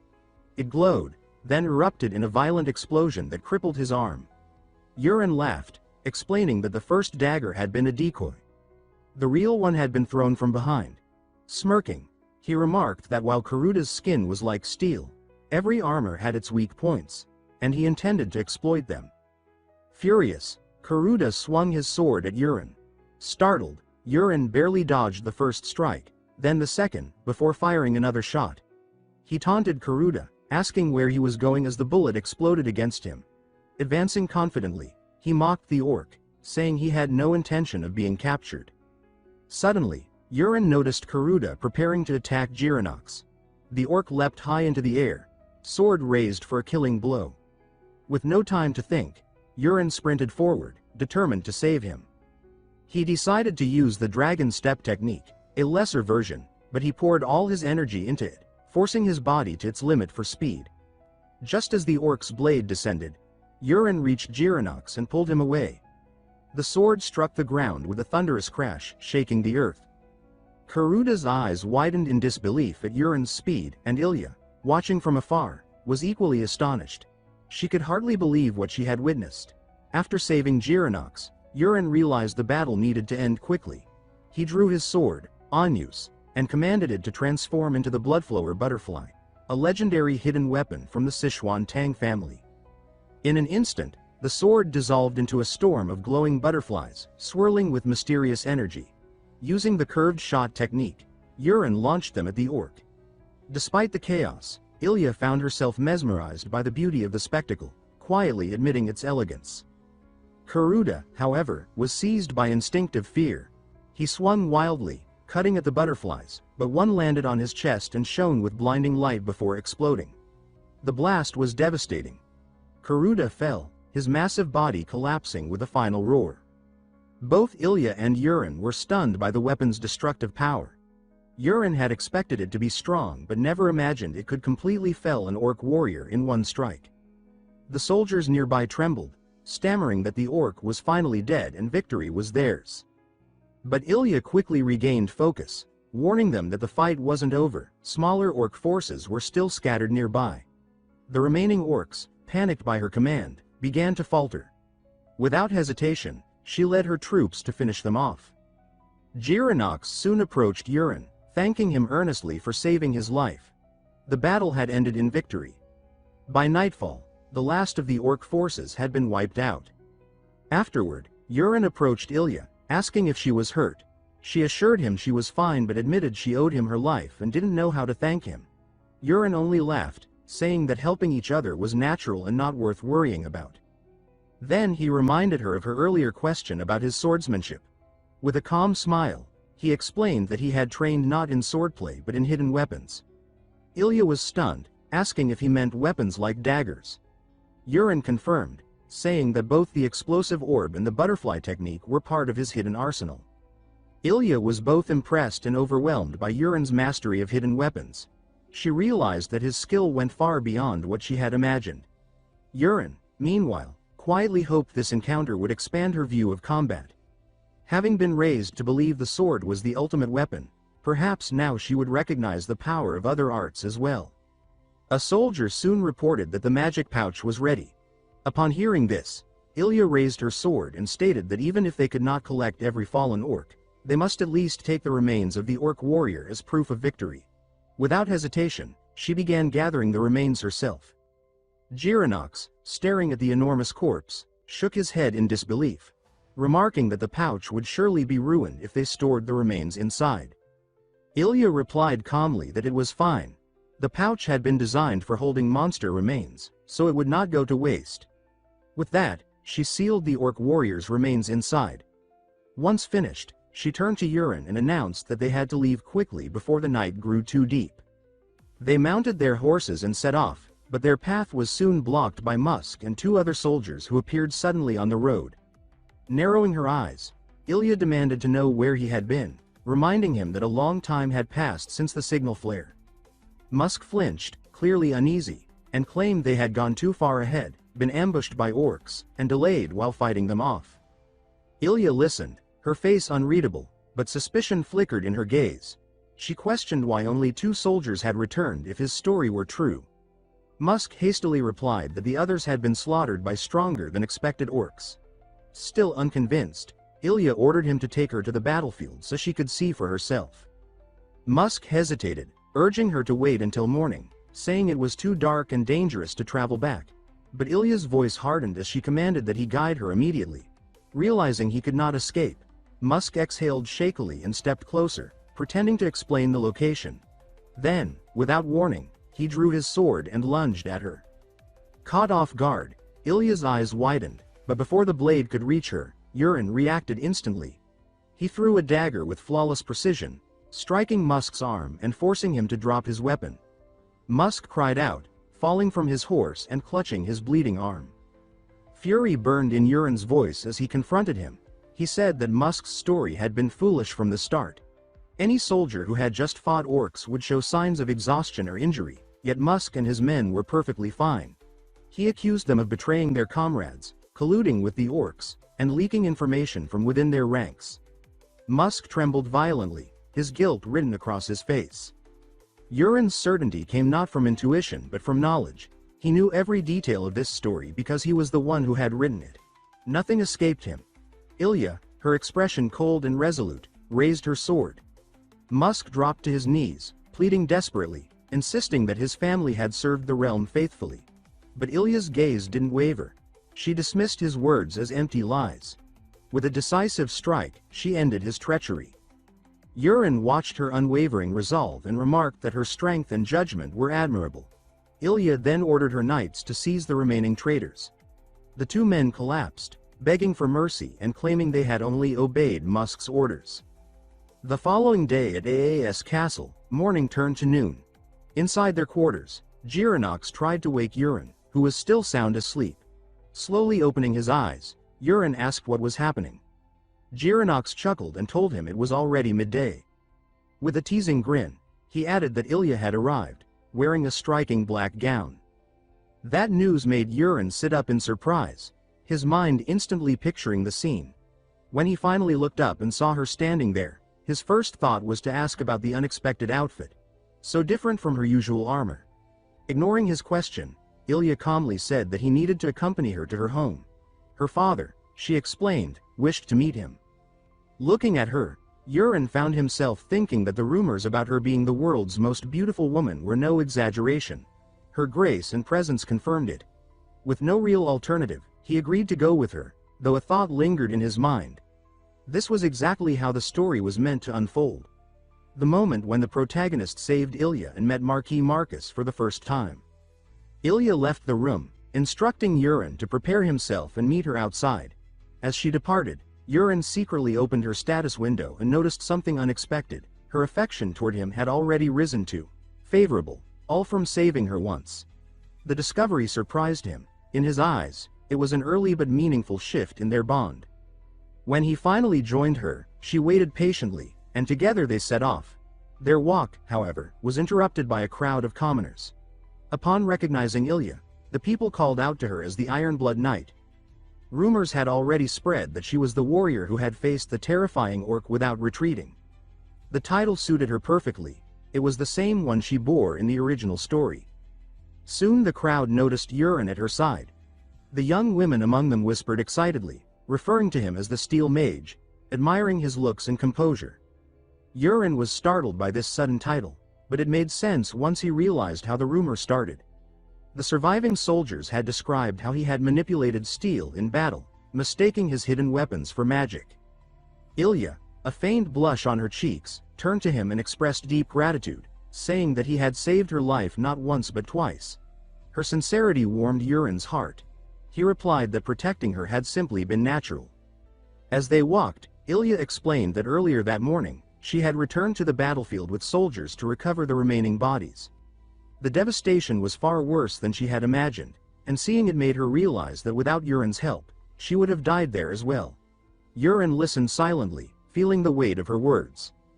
But Ilya did not allow despair to linger. She vowed to train harder than ever, to become a warrior strong enough to surpass every obstacle. Yuren smiled inwardly, knowing this was the moment she would begin her transformation, the spark that would lead her toward the legendary Sword Emperor trait. Before long, they arrived at the warp circle prepared by her father.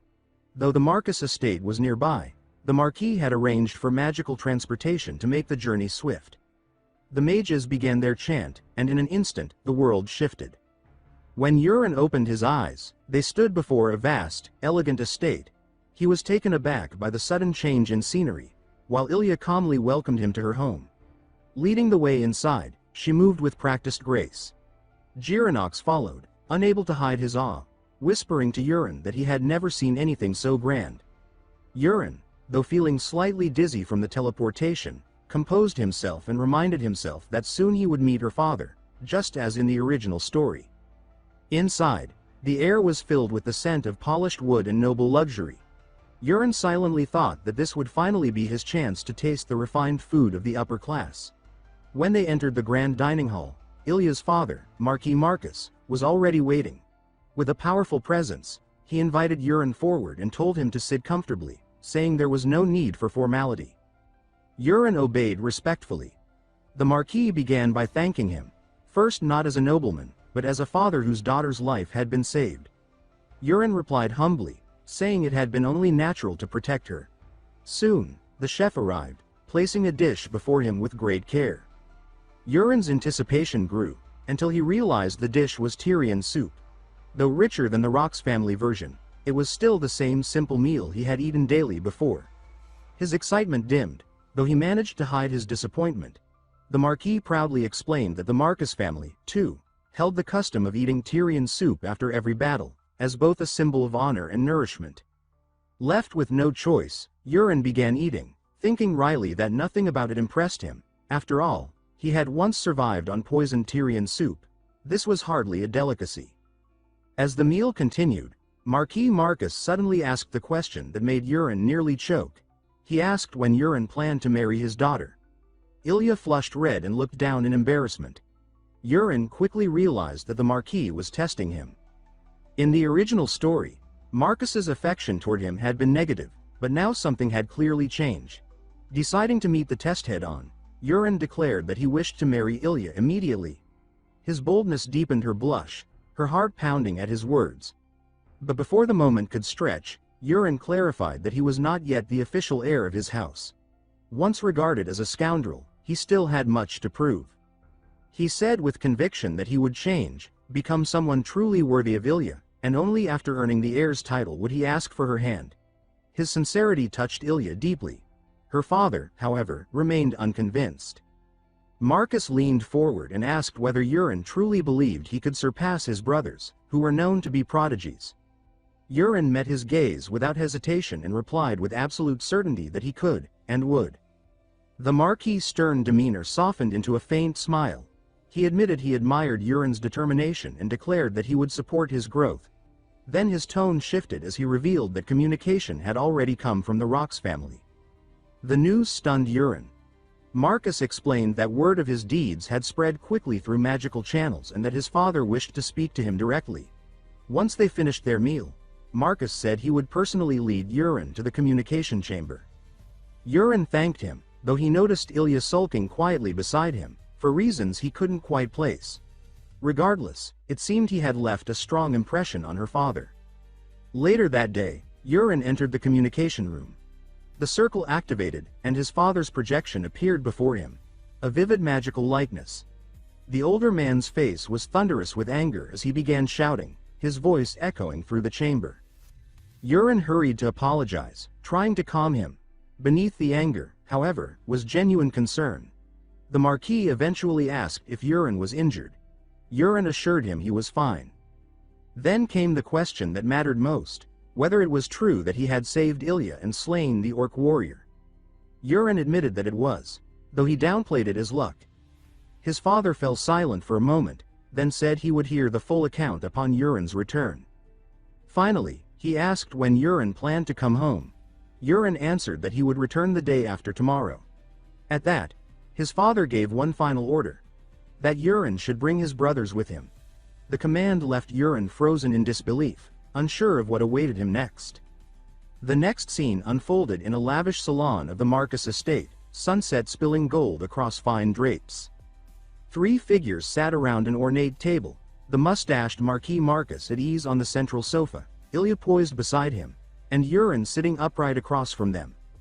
The Marquis remarked with mild surprise that Yuren intended to leave as soon as tomorrow. He continued softly, saying that it would be nice if he stayed longer since it had been so long since their last meeting. Yuren responded respectfully, explaining that he would like to, but his father had entrusted him with a task. The Marquis waved his hand with his usual generosity, declaring it a shame and promising to prepare warp magic for an easier journey. Yuren chuckled lightly, concealing his thoughts behind a polite smile. Leaning forward, he said with quiet determination that he was grateful but would decline. The Marquis raised an eyebrow in curiosity. Urin clarified that he preferred to travel and train the hard way, rather than depend on warp.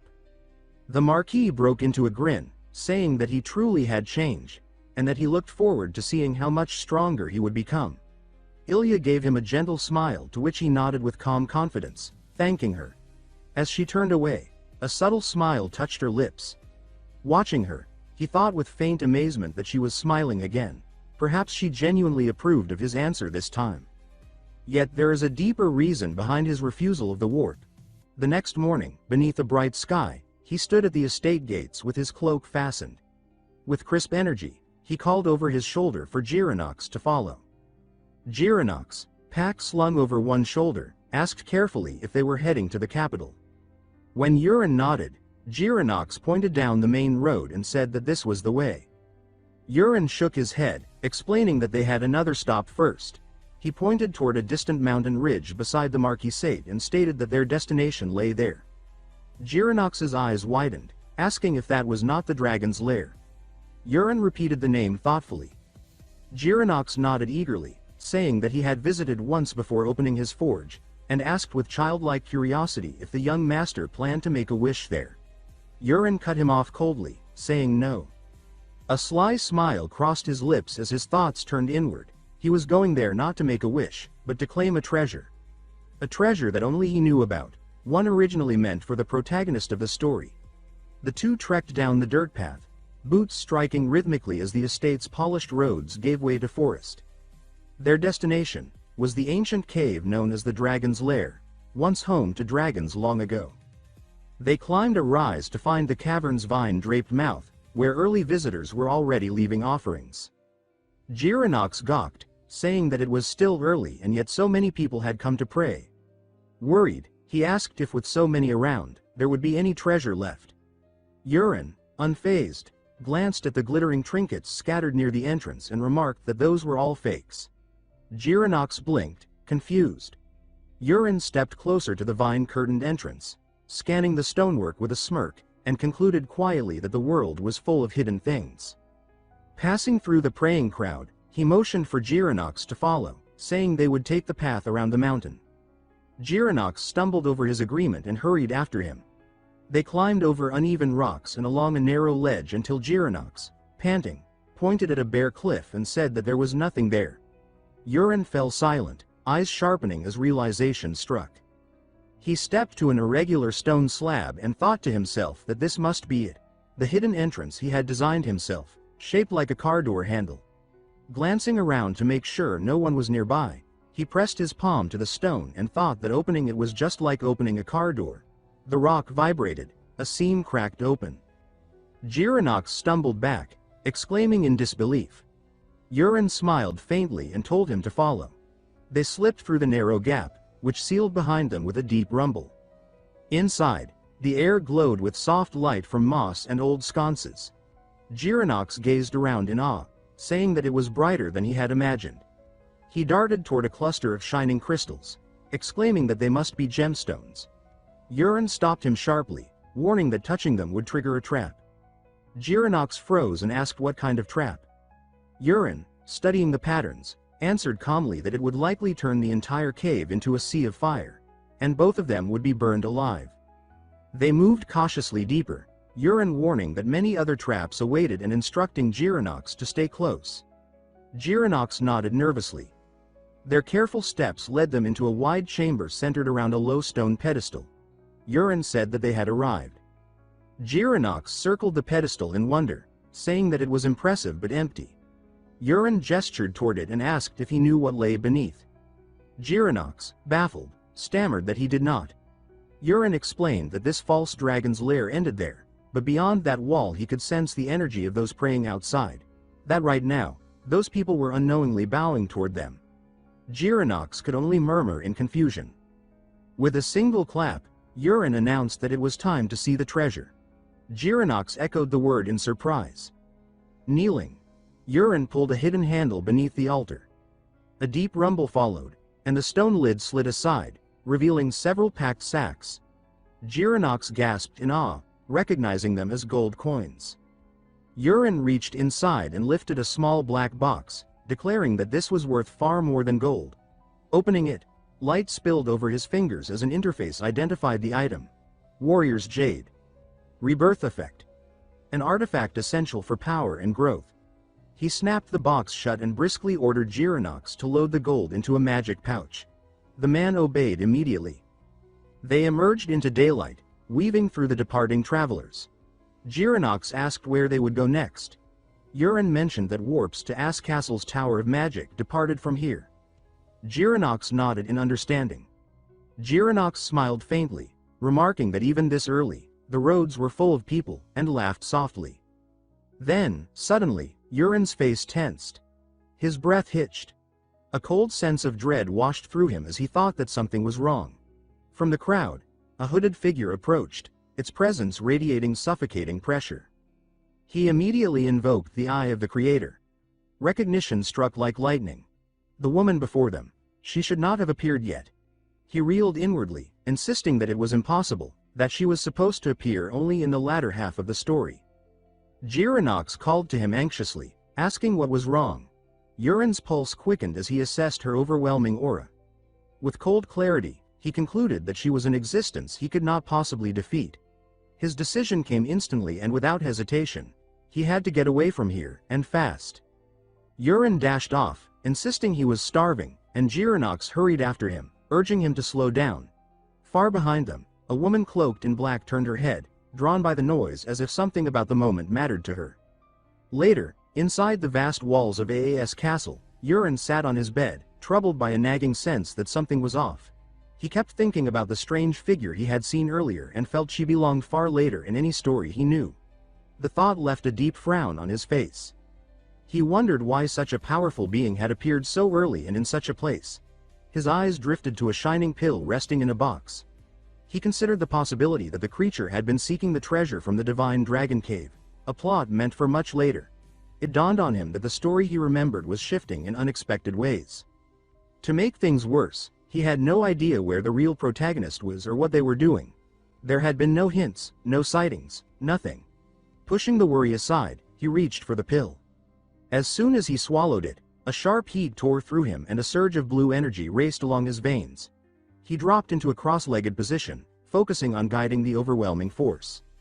A system message announced that his transformation had begun. Another followed, stating his body was strengthening. He knew he needed power, and he needed it quickly. Time passed in silence while he meditated.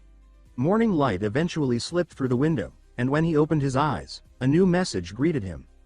It declared that he had become a heavenly martial body. He whispered to himself with a wide grin that he had hit the jackpot.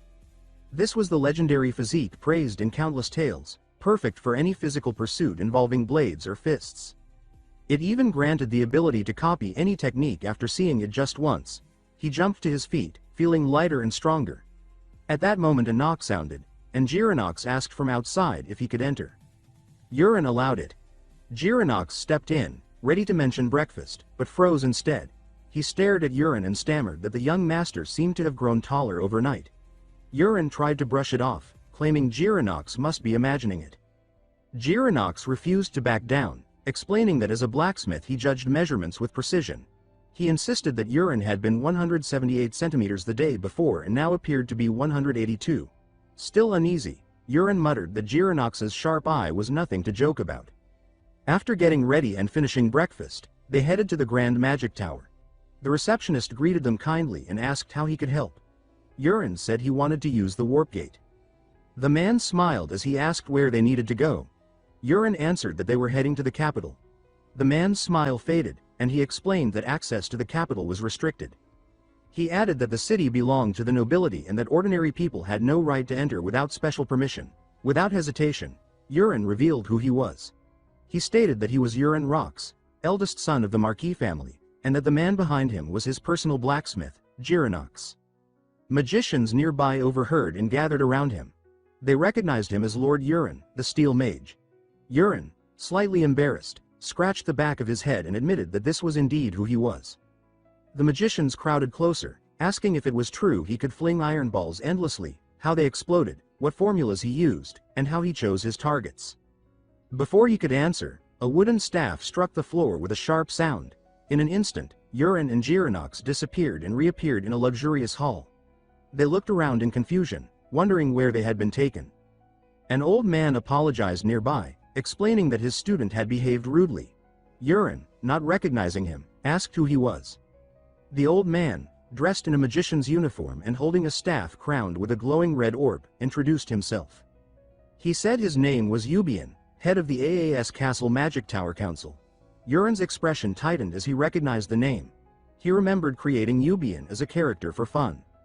On the surface the man looked like a gentle elder, but Yurin knew that when angered he became a merciless killer who removed anyone who annoyed him.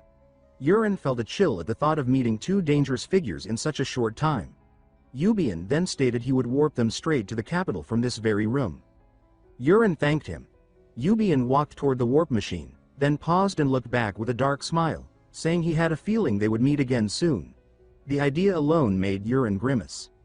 He silently wished never to see the man again. Suddenly lightning struck the tower, and a moment later the warp activated, hurling them to the capital. As they walked through the streets, Jiranox gasped at the elegant buildings and the fine clothing worn by the citizens. Yurin handed him money and told him to buy better clothes for himself. Eventually they reached the Royal Knight Academy, a place built like a grand university. Yurin approached the gatekeeper and requested entry. The guard asked for his name and the name of the person he intended to visit. Yurin stated he was Yurinrox and that he was looking for his brother Collinrox. The guards let him through.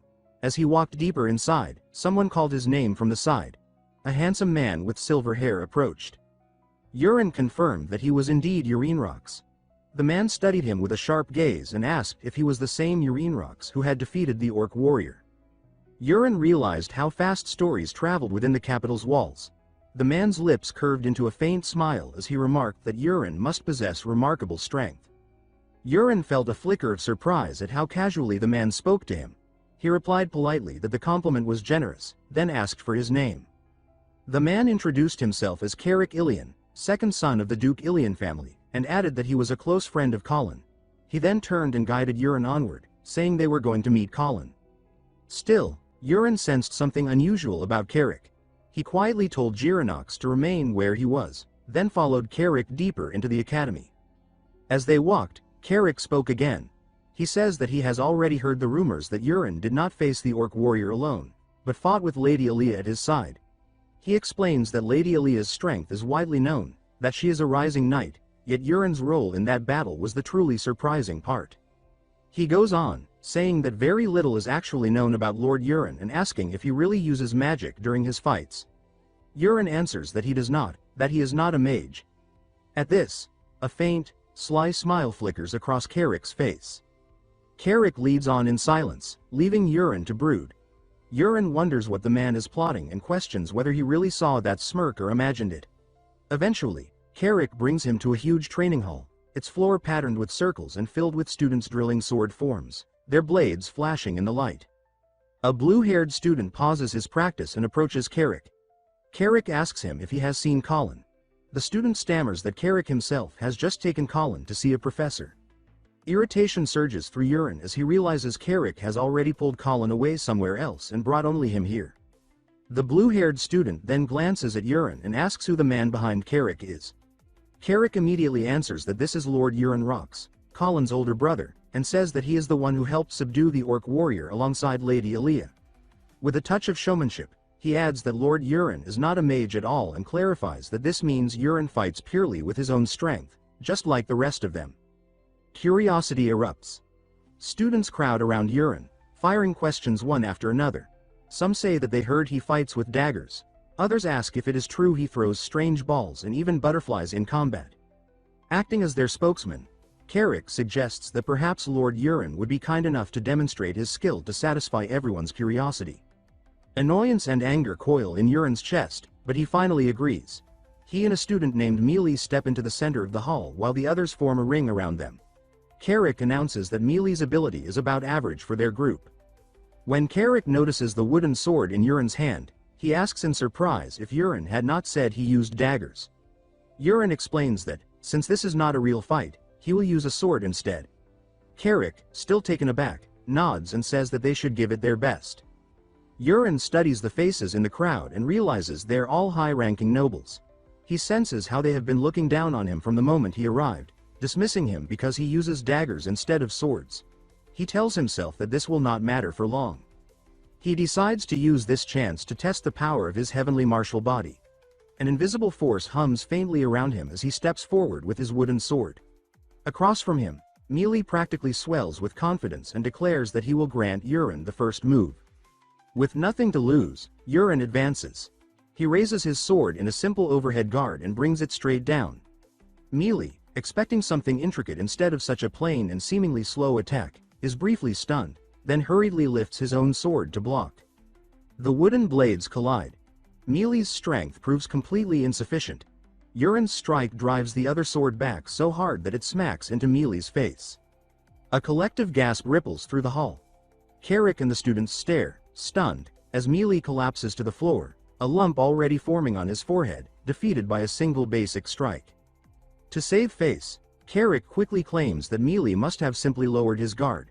Still eager for more, he asks Yurin for another match and calls out a student named Rula from the crowd. He introduces Rula as a mid to upper level fighter, much stronger than Mealy, and warns him not to repeat Mealy's mistake. Rula responds confidently, insisting that no one should compare him to that muscle pig Mealy. Yurin and Rula take their stances. At Carrick's signal, the duel begins. Rula charges the instant it starts. To Yurin's enhanced senses, the rush appears painfully slow, a clear demonstration of how far his heavenly martial body has elevated him. He repeats the same basic technique. He lifts his sword overhead, then brings it down in a clean, direct line toward Rula. Rula tries to block, raising his sword to intercept, but Yurin's strength is overwhelming. Rula's blade is forced back, once again smashing into its owner's face. Carrick stands frozen, completely shocked, while Rula crumples like Mealy before him. Yurin remains standing, looking calmly down at the defeated student. Inwardly, he thanks his heavenly martial body for the tremendous increase in strength, speed, and reflexes that has carried him far beyond normal human limits. He then remarks with a cold hint of mockery that the Knight Academy seems to produce only weak fighters. The comment hits Carrick hard. Stung by the insult, he immediately issues another challenge. He declares that this time Yurin's opponent will be the strongest fighter present, himself. Yurin responds with quiet confidence and tells Carrick to brace himself. They both ready their weapons.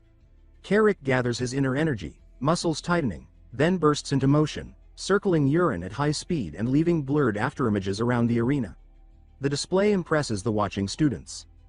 Yurin, however, remains unmoved. He stands firm and simply waits. The moment Carrick thinks he spots an opening, he lunges in to strike. Yurin's sharpened senses, enhanced by his heavenly martial body, read the incoming blow perfectly. With a small, precise step back along a subtle angle, he slips out of the line of attack. Once again, he raises his sword high and brings it down with crushing force. Carrick tries to block, but Yurin's raw power smashes through his defense and slams into his head. Carrick goes down, defeated like the others. Yurin stands over him, victorious, while the students stare in stunned silence, struggling to accept what they have just witnessed. That silence is broken when a voice from behind the crowd asks what is happening and why everyone is gathered there. At the sight of the newcomer, some students murmur that Lord Colin has arrived. Colin surveys the scene in confusion and asks again what exactly is going on. His eyes fall on Yurin, whom he does not recognize, and he asks who this stranger is. Yurin looks at him, thinking quietly that this is the one, the sword prodigy, his younger brother Colin Rocks. A purple-haired man steps forward and explains to Colin that the unfamiliar figure standing before them is actually Yurin, his own older brother, who has come to see him. Colin blinked at the declaration, glancing around in confusion before asking where his brother was. The purple-haired man, just as bewildered, pointed straight at Yurin and exclaimed that he was standing right in front of them. Colin scoffed, convinced it had to be a joke. He said that there was no way this tall, sharp-featured man could be the same Yurin he remembered. But as he studied Yurin more closely, his disbelief faltered. His eyes widened, and a trace of unease crossed his face as he asked how Yurin could have changed so drastically. Yurin answered calmly, saying he had only lost some weight. Colin stared, stunned. It was obvious the change was far more dramatic. Yurin had not only slimmed down but had somehow grown noticeably taller as well. Yurin added casually that the height had come with the weight loss. Colin's gaze drifted to the unconscious students on the floor. He asked what had happened to them. The purple-haired man stepped in and explained everything that had unfolded. With every detail, Colin's disbelief grew. By the end, he looked at Yurin again and asked if the rumor about him catching an orc warrior was also true. Yurin answered with a steady nod. A storm of emotions twisted through Colin. Before he could sort any of it, Yurin's tone dropped into something cold. He demanded to know how Colin could speak so disrespectfully to his own older brother. Colin shouted back that he simply couldn't believe Yurin had become this strong. Yurin narrowed his eyes and asked if Colin intended to go all out against him. That only fueled Colin's resentment. He snapped that he had never truly considered Yurin an older brother and insisted the only advantage Yurin ever had was being born 2 years earlier. A cold rage lit in Yurin's eyes. He stepped forward in open challenge, saying that if Colin felt that way, he should come at him.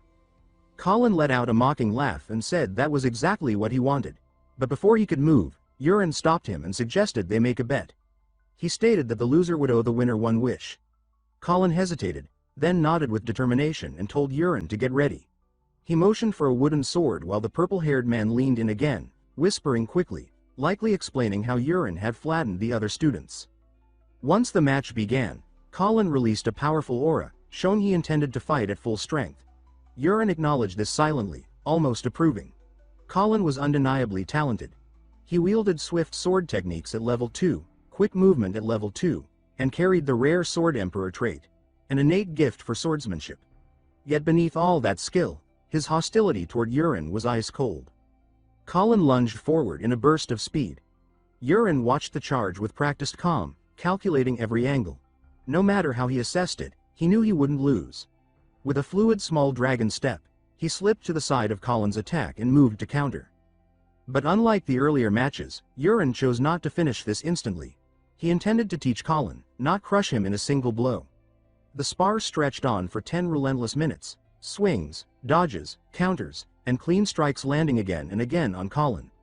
The students who had first watched in shock now stared in open awe, unable to deny Yurin's absolute dominance. At last, exhausted and frustrated, Colin admitted defeat. His dismissive tone still irritated Yurin, who responded with a light but pointed tap of the sword. This time Colin winced, tears forming as he pleaded for Yurin to stop. Yurin pointed his wooden blade at him and stated firmly that if Colin acted out again, the next session would be twice as harsh. Thoroughly humbled, Colin stood straighter. Then Yurin issued his next command. From now on, whenever Colin stood before him, he was to address him as great older brother. Colin stared in shock and said it might be too much. Yurin raised his sword slightly, a simple gesture asking if Colin truly wished to refuse.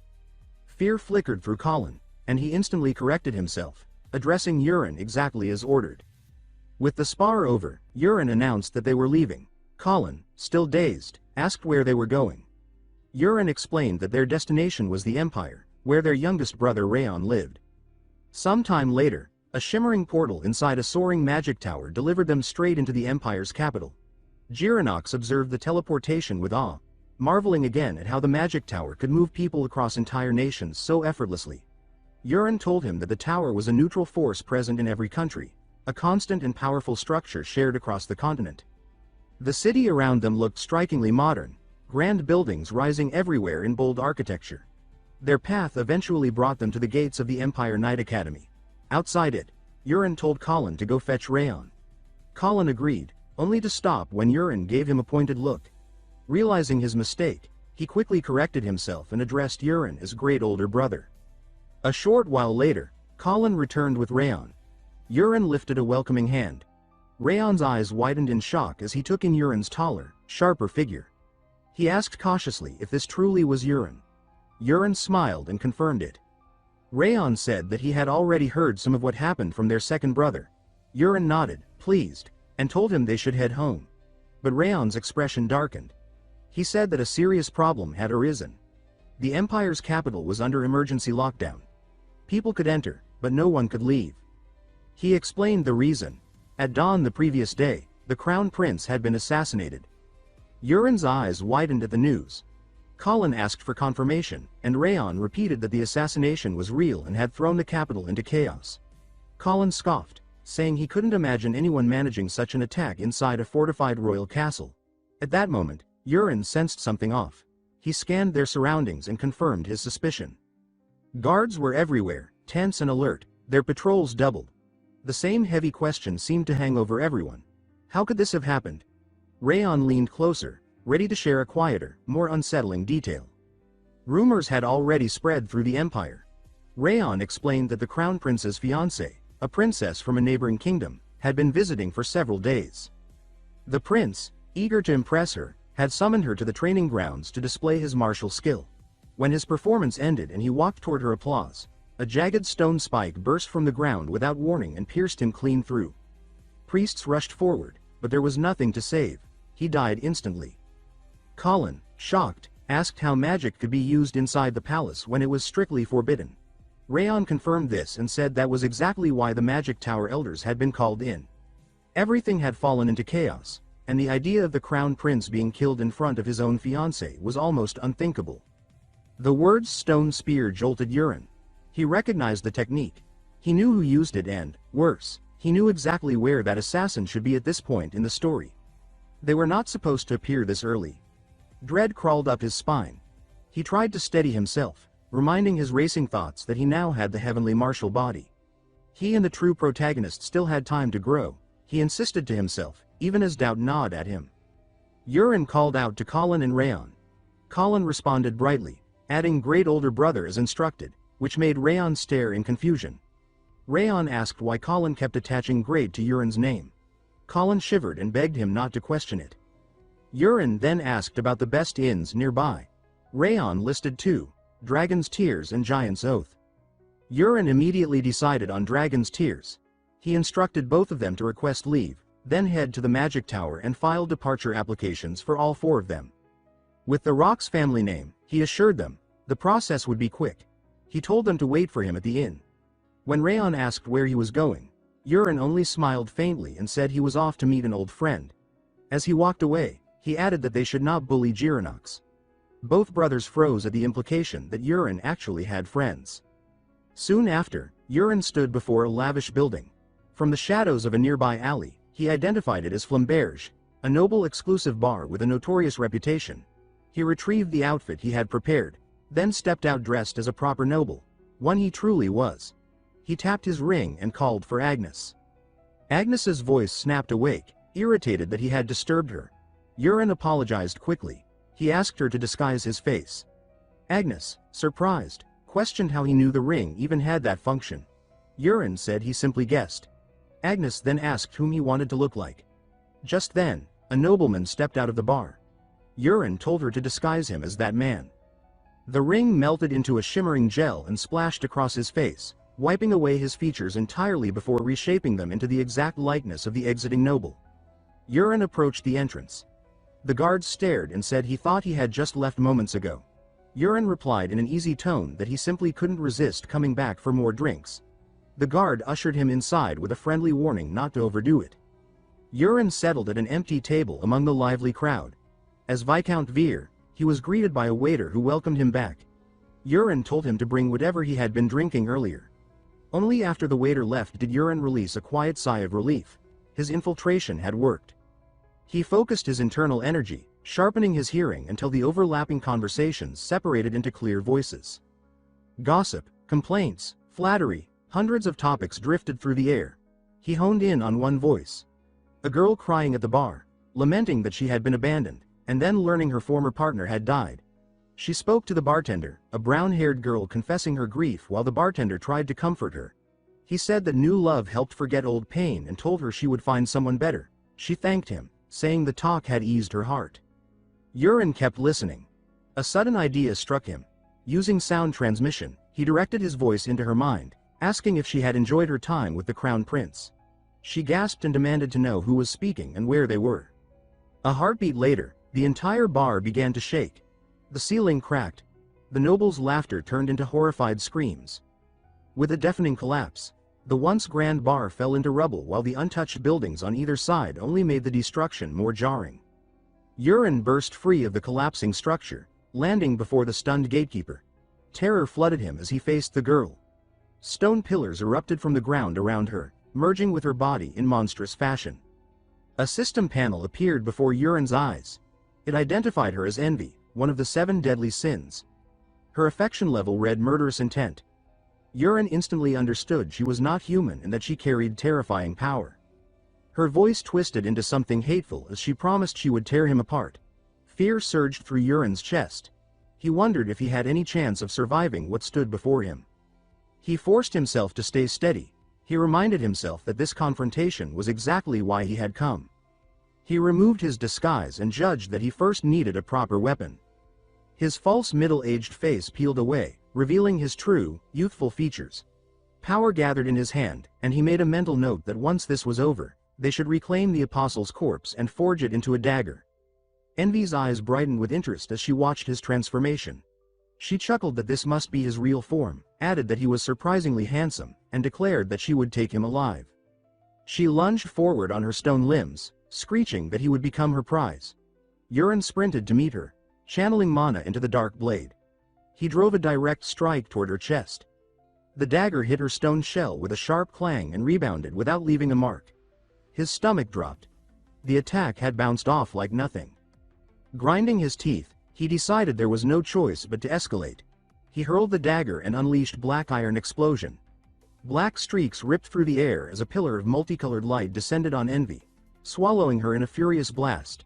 For a breath he staggered back, momentarily convinced he had won, until the fire guttered and a warped voice drifted through the smoke.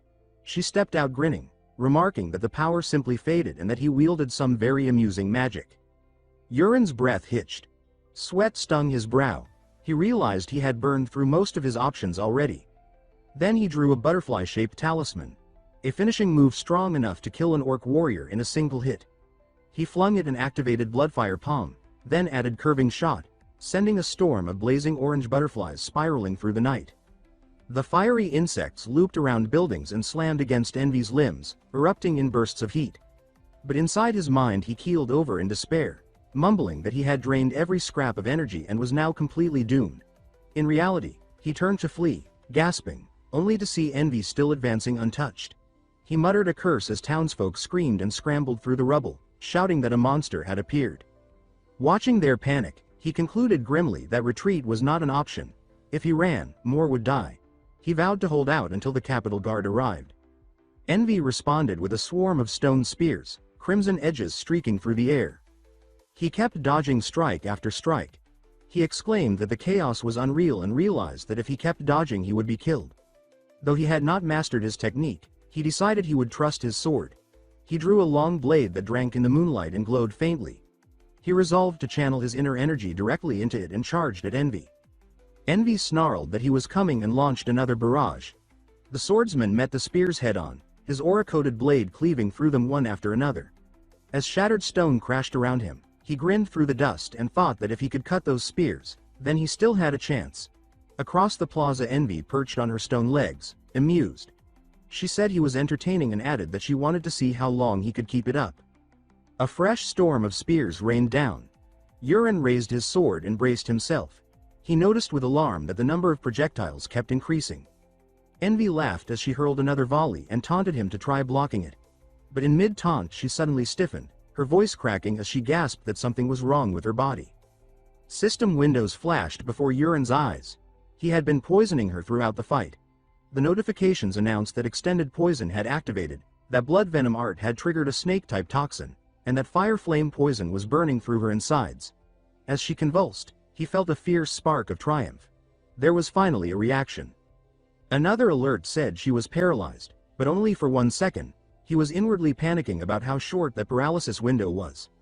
Even so, Yuren knew he could not waste it. He activated Small Dragon's treasure, golden light sparking around his limbs. Empowered, he lunged at the frozen apostle. Envy's eyes widened as he closed in. A message flashed saying paralysis had reached 0, but Yuren was already airborne and urging himself to cut first. His blade carved a glowing arc across her torso, cracking open her stone shell. He hurled his dagger into the gap and released another black iron explosion, pouring in every drop of magic he had left. The dagger detonated inside her. Flame, stone, and dust tore through the street. When the shockwave faded, Yuren stood hunched, using his sword for support. He breathed that at last the attack had landed. He stared hard at the collapsed spider form, wondering if it was finished. The rubble shifted. A slick red mass dragged itself free of the shattered shell. Yuren recoiled. choking out disbelief as the naked flesh core lifted its head and pulsed with blue-black energy. Dark fire wrapped around it while a voice from inside told him to wait. He watched in horror, murmuring that this could not be happening. Then he remembered the truth he had forgotten. Apostles possessed multiple phases. A warning window blared that envy was awakening into phase 2, noting that each phase drastically increased power. A new stone body burst from the shell, envy shouting the arrival of phase 2 as her heavy legs crashed into the ground. She hummed low, then thrust out her arm and screamed for them to die. Rainbow-edged projectiles tore through the plaza. He dodged with a groan as he realized her attacks had grown far faster and far more chaotic. He ran over broken stone, spears slicing the air behind him. He clenched his jaw and cursed that at this pace he would die. Another streak of killing light whipped toward him. His eyes widened in shock, and the scene dissolved into a spray of red as the night was swallowed by blood. Urine gasps for air as he twists aside, stone spears ripping past him in violent bursts. Each attack is faster, wilder, stripped of any pattern he can read. He manages to cut a few apart, but the effort is frantic and clumsy. He understands the truth even as he fights it. At this pace, he will die. A spear he never sensed slices the air beside his head, cold enough to numb his skin. Darkness flashes across his vision as blood sprays. His lungs lock, but instinct drags him aside at the last instant. The spear only grazes his shoulder. Pain flares, sharp and burning. He stumbles back, forcing distance, clutching his sword as the realization hits him hard. He almost lost his head. Fear takes over. He turns and runs. His mind screams that one misstep will end everything. He needs to escape. He needs to survive. The moment he flees, rage explodes behind him. The monster snarls, demanding to know where he thinks he is going. A massive spear crashes down ahead of him, shattering the ground and stopping him cold. Another erupts beneath his feet. He barely leaps clear, his boot scraping stone. As he lands, a spear tears past his side, forcing him to dive away with a strained grunt. He has no time to breathe before a barrage rains down again. Grinding his teeth, he spins back toward her as a guttural sound tears from his chest. Then, suddenly, the assault stops. She laughs. The sound is deep, cruel, and pleased. She grins as she taunts him, questioning whether he truly believes escape is possible. His thoughts tangle in confusion as she tells him to struggle as much as he wants. His only response is a bitter curse as night fully claims the city. Elsewhere, a cloaked woman walks alone beneath the dark sky, her steps calm despite the rising chaos. Shouts echo through the streets. Someone screams that a monster has appeared and that the guards are needed. The noise draws her attention. Ahead, several men argue in panic. One tries to calm the other, demanding an explanation. The terrified man stammers that something covered in stone spears appeared in the southern district. She listens, her expression tightening as she silently names the creature. Envy. Immediately, she rejects the thought, it should not exist. The men argue on, one doubting the claim, the other insisting it is true. They begin to speculate nervously, wondering if it could be the crown prince. Suddenly, they freeze. The cloaked woman vanishes in a blur. One of them screams. She reappears atop a tall building, scanning the city. In the distance, violent light flashes and thunder roars. Her gaze locks onto it. That is the place.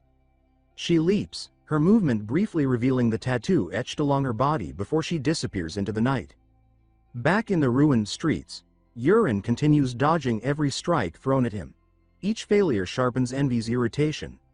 Her annoyance twists into a grin as she decides to end this. She hurls another spear, faster than anything before. Urine tightens his grip as several spears rush him at once. His breath stutters. Fear and fury collide in his chest. He wonders if this is the moment he dies. His body freezes as the spears close in, too fast to escape. A system window erupts into view. It declares a true life or death crisis and announces the unlocking of 2 special privileges. The first states that Heavenly Eye has evolved into Creator's gaze, allowing him to see attack trajectories. Urine's eyes widen in shock. The world shifts. The spears slow, their paths burning clearly into his mind. Every arc and angle unfolds with perfect clarity. He steps aside from the first strike with ease, following the guidance instinctively. Another comes, And he dodges again. He realizes that once the path is visible, evasion becomes simple. Two spears spiral toward him in a deceptive pattern, but their trickery collapses under his gaze. He slips past them with minimal movement. A breathless grin spreads across his face. He realizes that with mastery, he could evade attacks effortlessly. Envy's fury spikes. She grits her teeth in rage. The system flashes again. The second privilege announces the opening of the Realm of Ascension, a state that activates just before death and is time-limited. Power floods Yuren's body. His sword ignites as his inner strength surges to its absolute peak. White energy gathers along the blade, shimmering fiercely. He wonders briefly what kind of power it is, then dismisses the thought. It is enough. He can win. Across the street, a mother and child watch from their window. The child tugs at her sleeve, eyes wide, whispering that the Knight of Light has appeared as Yuren raises his glowing sword. Envy attacks first. Yuren moves at the same instant. Lightning seems to tear through his limbs as he cuts through her barrage and closes the distance. His speed distorts the air. Panic flashes across Envy's face. She freezes, screaming in disbelief as if facing a ghost. Yuren hovers before her, cold and merciless. He brings the blade down with blinding force, demanding she endure it. The strike cleaves through her completely, tearing her head from her body.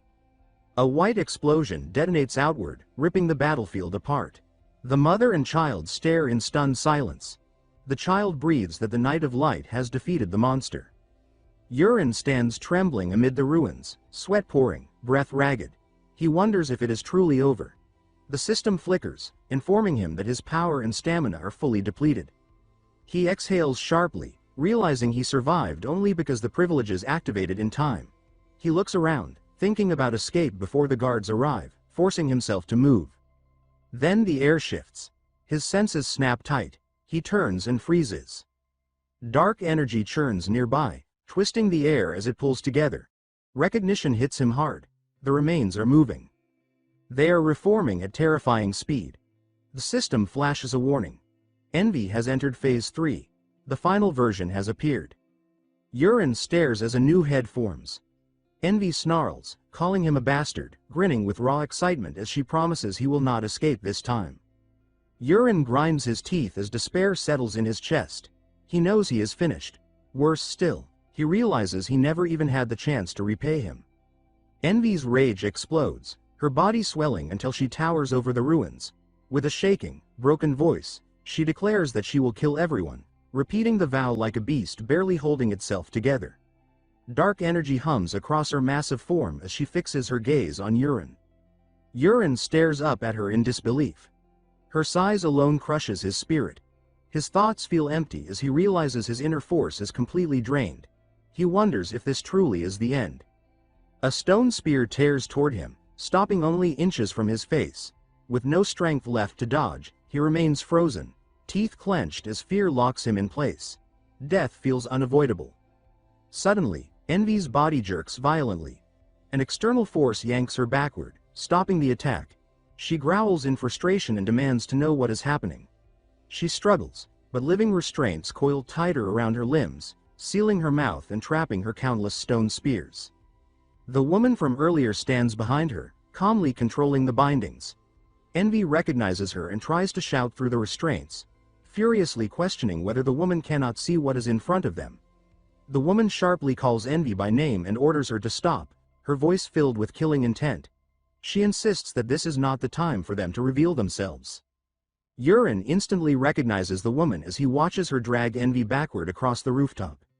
Envy thrashes and struggles, still demanding answers. Yuren mutters under his breath, recalling that he encountered that same being after leaving the Divine Dragon Palace. His system window appears and identifies her as one of the 7 deadly sins. Lust.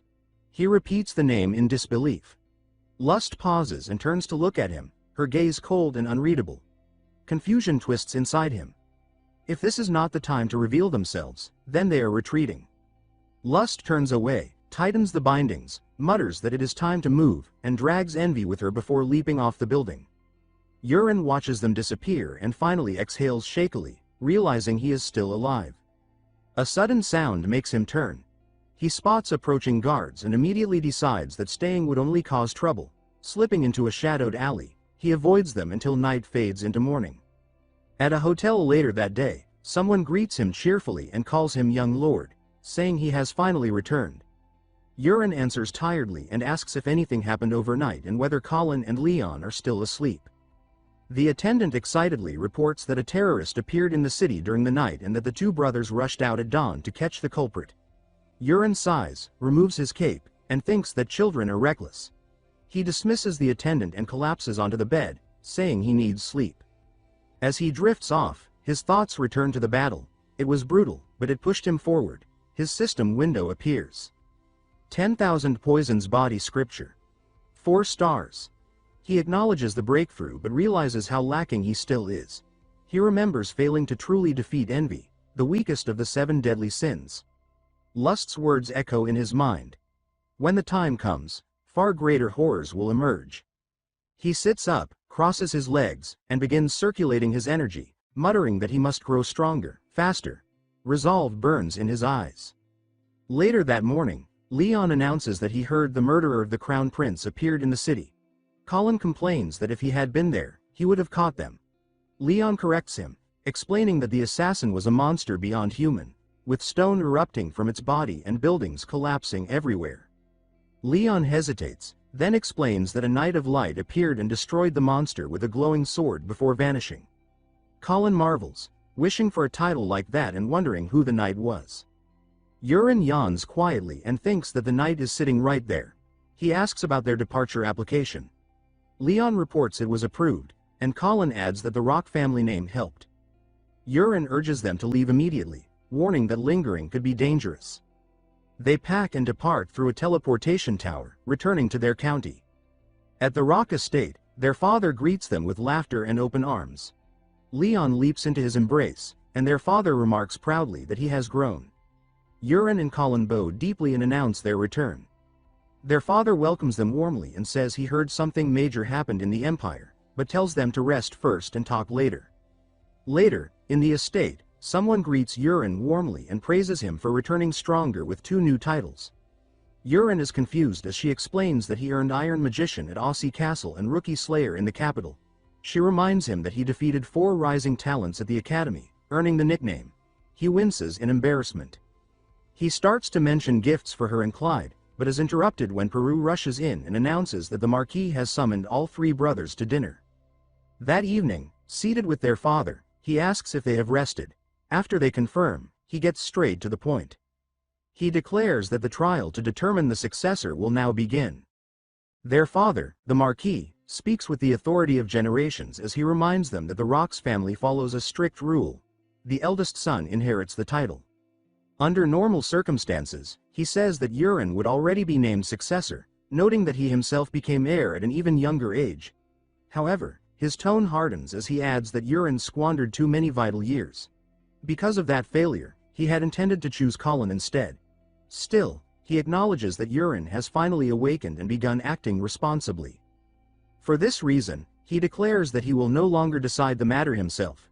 With cold seriousness, he tells them that they will prove through action who deserves the position. Silence fills the dining hall as Colin and Leon steel themselves. Yurin casually asks how the decision will be made. The Marquis rises and explains that, since no precedent exists, the trial will be divided into stages. The first is territorial defense. Standing by the window, he reminds them that fully grown monsters will soon migrate toward the coast. If not eliminated swiftly, their people will suffer heavy losses. He declares that each brother will be sent to a separate battle zone and must demonstrate his full capability. To ensure fairness, a steward will be assigned to each of them to observe and report objectively. Then he adds that they may use anything at their disposal. When Yurin repeats the word anything, the Marquis confirms it fully. Strength, wealth, influence, gathered forces, and borrowed power are all allowed. Colin reacts with excitement, asking if this is truly permitted. Their father responds that they are not aiming to become knights, but a Marquis. He emphasizes that while strength matters, leadership demands far more. If they are capable, they may even borrow knight orders. Only results will be judged. Yurin calmly says he understands. Colin agrees just as firmly. Their father returns to his seat and signals for dinner to continue. Chefs enter with covered dishes, and Leon brightens instantly. The Marquis proudly announces that he prepared the family's original terrain soup to welcome his sons home. As the lids lift, Urine exhales in quiet dread while Leon laughs eagerly.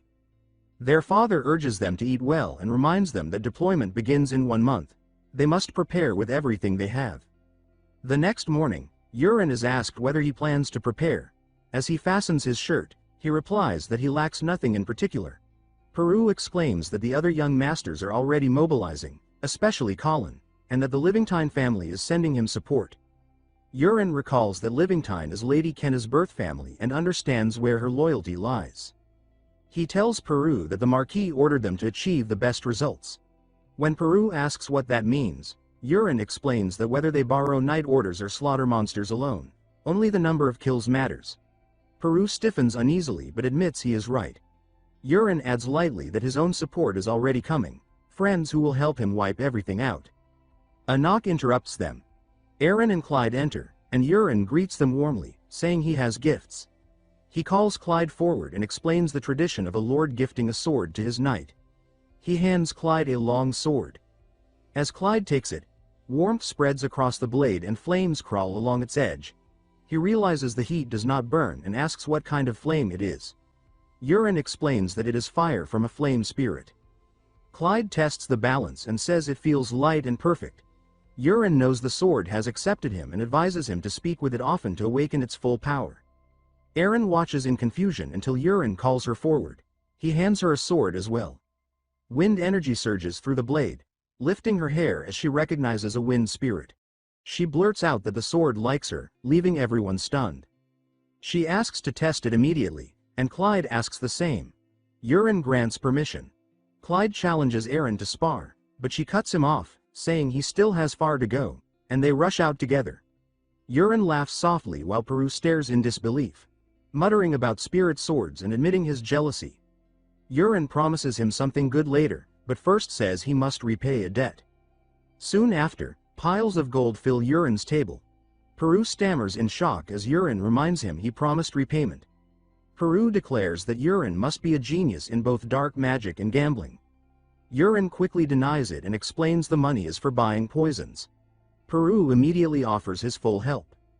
Later, Urine meets Gerinox at the blacksmith workshop. Gerinox thanks him for treating him well, and Urine tells him that the 2 swords he purchased have found their masters. Gerinox is stunned, admitting he feared they were failures. Urine dismisses that, praising them as mastercrafted blades that choose their wielders. Gerinox thanks him sincerely, then grows serious. He says he has been thinking deeply and must warn Urine of a serious problem within the Marquis household. The words hit Urine hard, leaving him frozen in shock.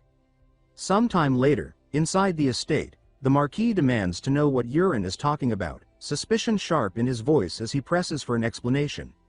Urine answers calmly that if his father grants him authorization, then everything will become clear. The Marquis immediately objects, insisting that permits are not handed out lightly and that he must know their purpose first. Urine does not argue. Instead, he simply addresses him as father. The single word halts the Marquis, silence stretching as his thoughts churn. When Urine speaks again, his tone darkens and his eyes harden. He states that ever since the day he was struck down by Elia and disgraced himself, he does not believe he has once disappointed his father again. He asks him to trust him this time as well, promising firmly that he will not be let down. The Marquis studies him for a long moment before releasing a slow, resigned sigh. He says that if Urine is speaking with such seriousness, then he will allow it. He adds that the butler will be informed and that Urine can collect the authorization tomorrow. There is one condition. The permit will only be valid for 24 hours. Relief softens Urine's expression. He thanks his father, bows formally, and leaves. The Marquis dismisses him with a short reply and watches him go, a faint smile lingering on Urine's face. Alone, the Marquis mutters that being called father truly weakens the heart.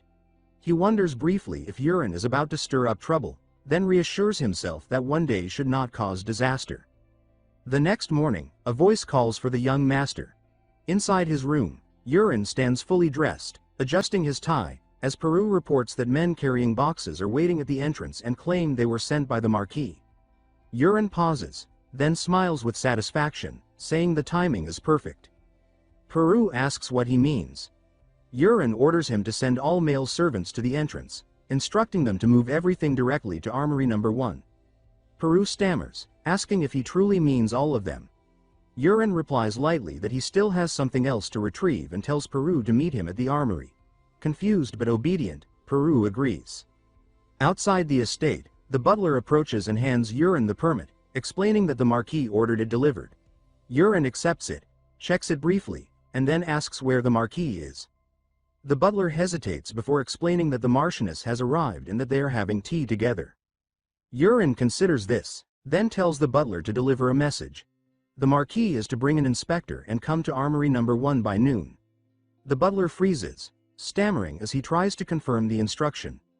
Yurin ignores the hesitation and warns that failure to deliver the message properly will have consequences. At the armory building, guards stop Yurin and warn him that unauthorized personnel are forbidden entry. Calmly, Yurin gestures behind him and asks whether they see the stacked boxes. When the guard confirms it, Yurin explains that they contain weapons and armor purchased from Aussie Castle for the expedition. He states that both he and the men transporting the supplies need to enter and orders the door opened. The guard trembles and replies that the armory manager must be present. Yurin smiles and agrees, remarking that of course the manager should be here. He then adds calmly that the manager must already be on the way. As unease spreads across the guard's face, Yurin points toward the building and notes that if anything unusual occurs in the armory, the manager would naturally rush over. Moments later, the armory manager comes sprinting toward them, breath ragged, demanding to know what is happening. When he arrives, Yurin explains without urgency that he has brought equipment for storage and orders the door opened. The manager apologizes but insists authorization is required. Yurin replies smoothly that he expected that response and produces the permit. He instructs the manager to open the door. Reluctantly, the manager agrees, stressing that only storage is permitted and nothing else may be touched. The boxes are carried inside. Yurin adopts a bored expression and complains that he is bored, casually suggesting they inspect a weapon. He orders that one existing box be brought out. The manager panics, urgently objecting that inspection requires special authorization. Yurin smiles and says he only needs to see one. Relieved, the manager agrees and brings out a box himself. The lid is opened, revealing several swords. Yurin asks Gerinox about their condition.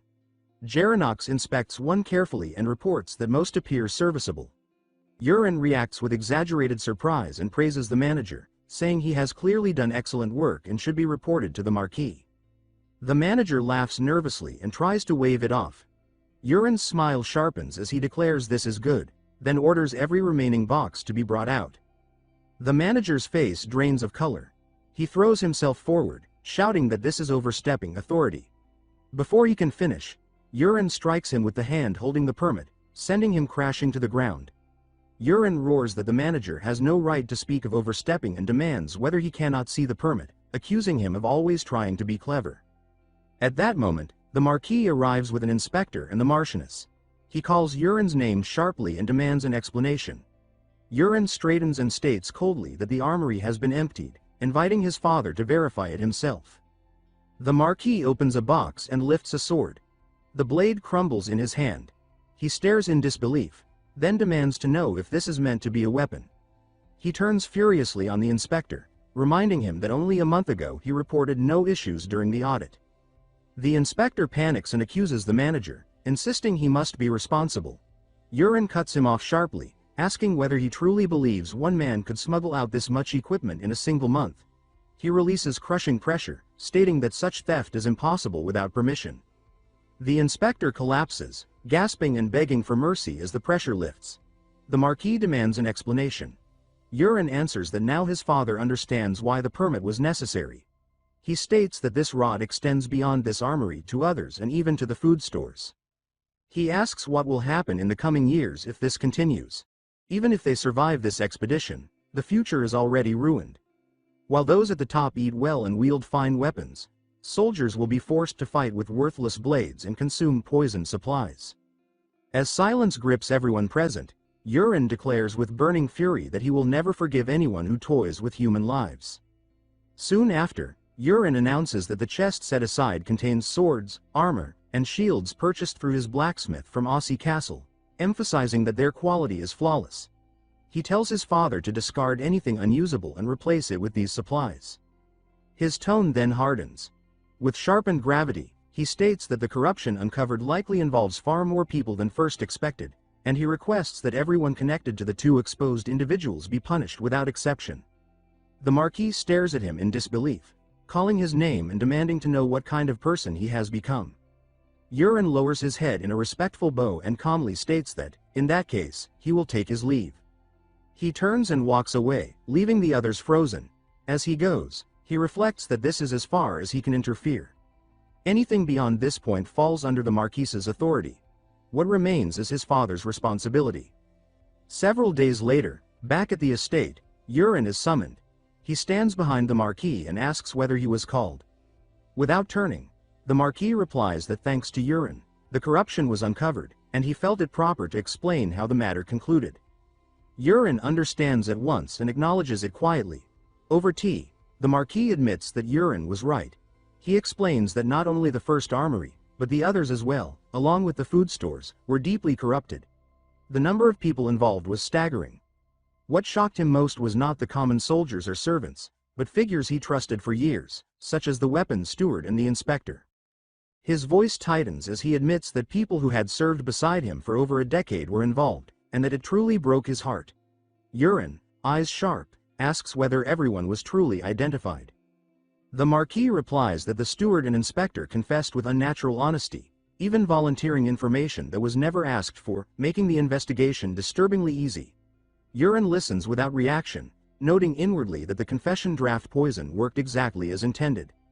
The Marquis sets down his cup and says the incident made him realize many things.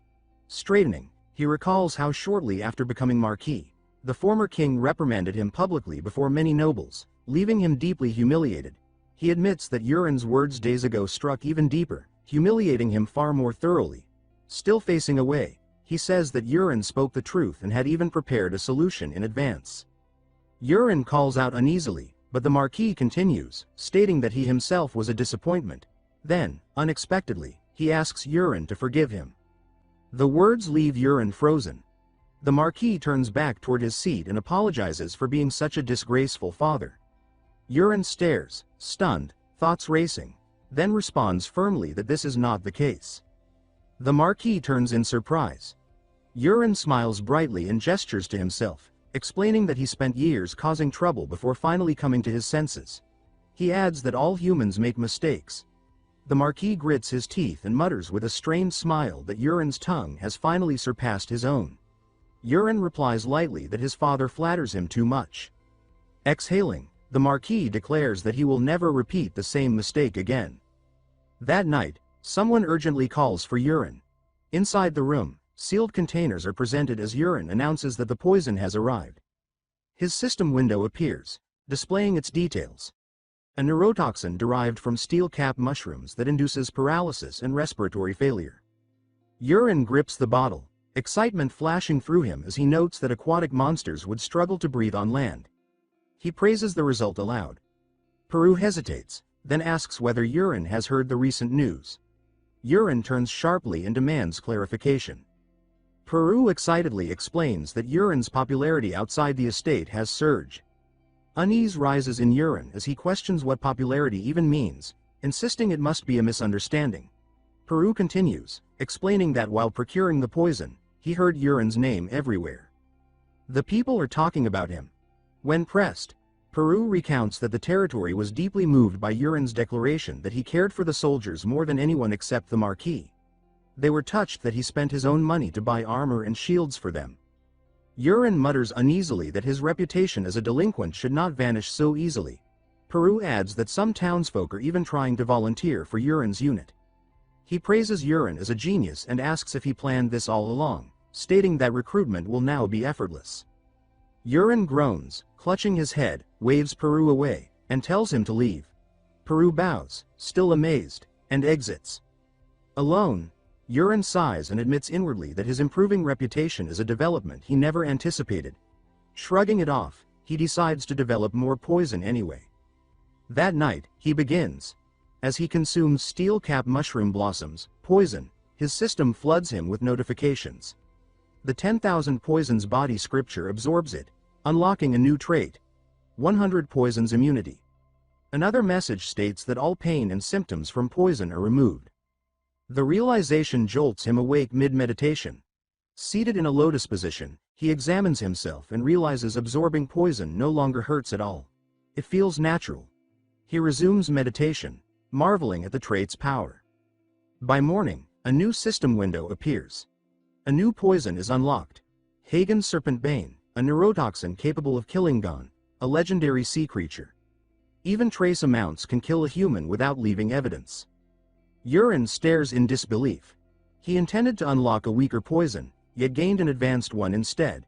As he dresses, he wonders whether the scripture has reached the intermediate tier, and whether stronger cultivation unlocks stronger poisons. A slow smile forms. Peru arrives, and Urine hands him a list, instructing him to prepare the poisons immediately. Peru agrees, then breaks into a sweat upon reading the long list. Urine confirms this is intentional, reflecting that money is abundant and, with poison immunity, absorption is effortless. He decides to push the scripture to 5 stars before the campaign. Time passes. The departure ceremony arrives. Outside the estate, Urine stands before the troops he assembled. His brothers stand before their own forces. The difference is obvious. Peru whispers anxiously, asking if they will truly be fine. Urine asks what he means. Peru gestures toward the massive knight orders backing the other heirs and points out that Urine has only Aaron and Clyde.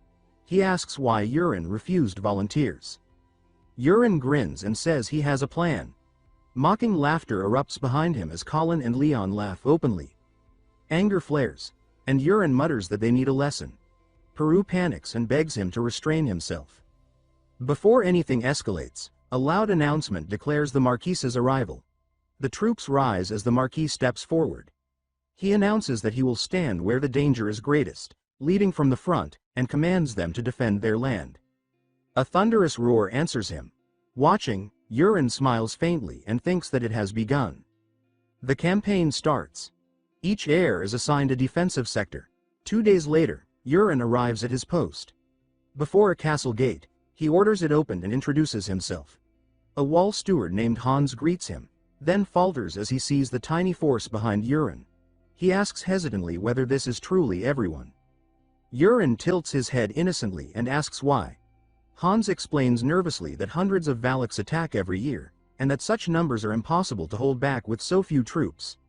Sweat beads on his face as he asks one final time whether reinforcements are still coming. The steward explains grimly that within days the entire coastline will be flooded with marine monsters like Bolaks. He warns that their sheer numbers could overwhelm the walls and gates if they advance together.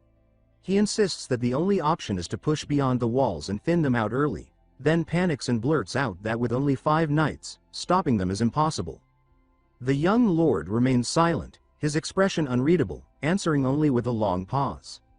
The steward suddenly shouts that it is not 5 people after all. Still sweating, he hurriedly apologizes and trails off in confusion. The young lord smiles calmly and gestures to the side, explaining that the man standing there is the Marquis's butler sent to observe him, and also his own butler. The orange-haired attendant forces out an awkward laugh. The young lord then states plainly that his only knights are the 2 behind him, Aaron and Clyde, and adds that what matters is what comes next. He points directly at Clyde and says that Clyde alone will handle the fighting, so there is no need to worry. Clyde flinches and stammers in disbelief, asking if he heard correctly and how that is even possible. Dread tightens his face as he wonders how he could manage that alone. The young lord steps forward and grips Clyde's shoulder with heavy emphasis, calling his name and telling him to trust him. He states that Clyde possesses dormant potential and declares with dangerous certainty that the power is there and will be drawn out now. He proclaims that the time has come to awaken the berserker within him. At the fortress, the young lord calls for Hans and requests 2 training swords. On the shoreline below the walls, he lays out the schedule, stating that until the monsters arrive, Aaron and Clyde will spar continuously throughout the day.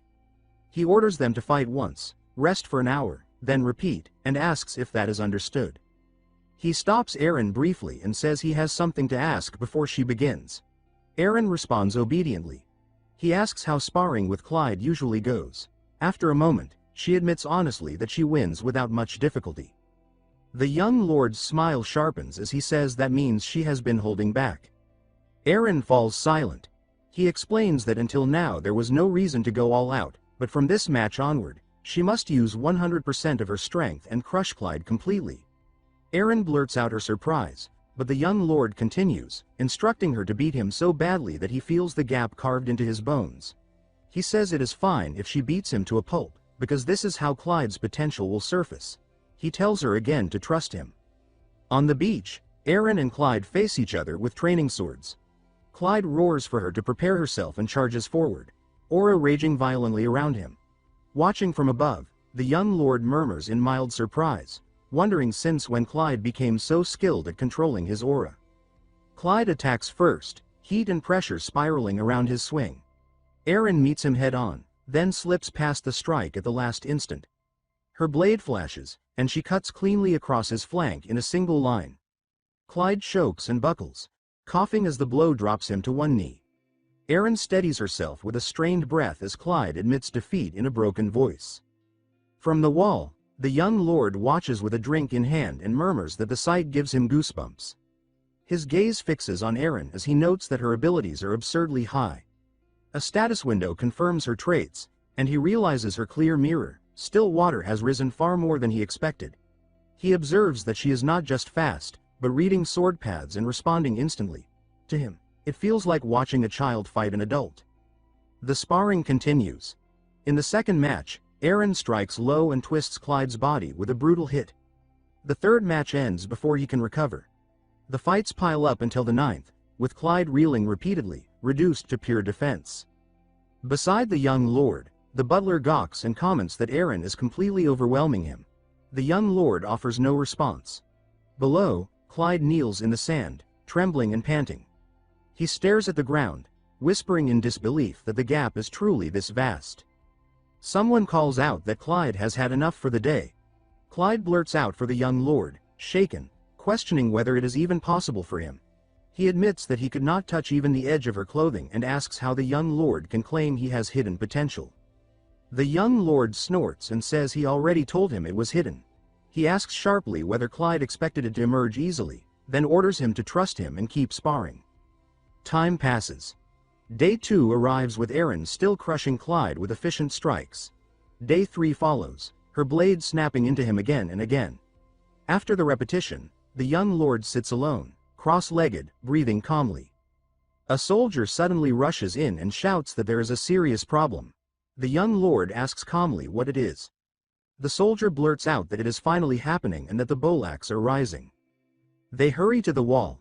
The soldier points to the sea as the water breaks and round-headed monsters surface, red eyes glaring and jagged teeth bared as they rise in swarms. The young lord watches without panic and remarks casually that it has been a while since he saw them, even calling them cute lil Bolaks. As the monsters gather, he asks where Clyde is. Eren hesitates, then explains that Clyde lost earlier and is still sitting on the beach. The young lord smiles with satisfaction and orders her to deliver something to him. On the sand, Clyde is collapsed forward, sobbing and shaking as despair swallows him. He admits to himself that he must be hopeless. Eren approaches and calls his name. He weakly responds. She struggles under the weight of what she is carrying and says the sword is extremely heavy. She explains that the young lord ordered Clyde to take it and adds that the Bolaks are coming and that he is to fight them. Clyde freezes in shock. When he looks up, the beach is already crawling with a massive wave of monsters. Eren adds that there is more. She delivers the message exactly as told, instructing him to surrender his body to the smoke, then says the young lord told her to leave him there afterward. Clyde cries out in disbelief, but Eren is already running away, shouting that she will return if it gets dangerous. Clyde reaches after her, panic breaking his voice as he stares at the endless monsters. He gasps that it is too much and wonders how he is supposed to win. High on the wall, the observers tense. One thinks about calling reinforcements, another wonders what Clyde will do. At the center of them all, the young lord stands unmoving, his expression unreadable, offering only silence. Since the first 2 steps were already complete, Eren proceeds to activate his soul, killing smoke, an ability that has reached level 2. The power releases a hallucinogenic mist that spreads across a chosen area, seeping into the air and attacking the mind by stirring fear and confusion. The The smoke quickly envelops the ground where Cried is standing, curling around him without warning. As Cried notices the mist closing in, his irritation sharpens and his anxiety begins to spiral.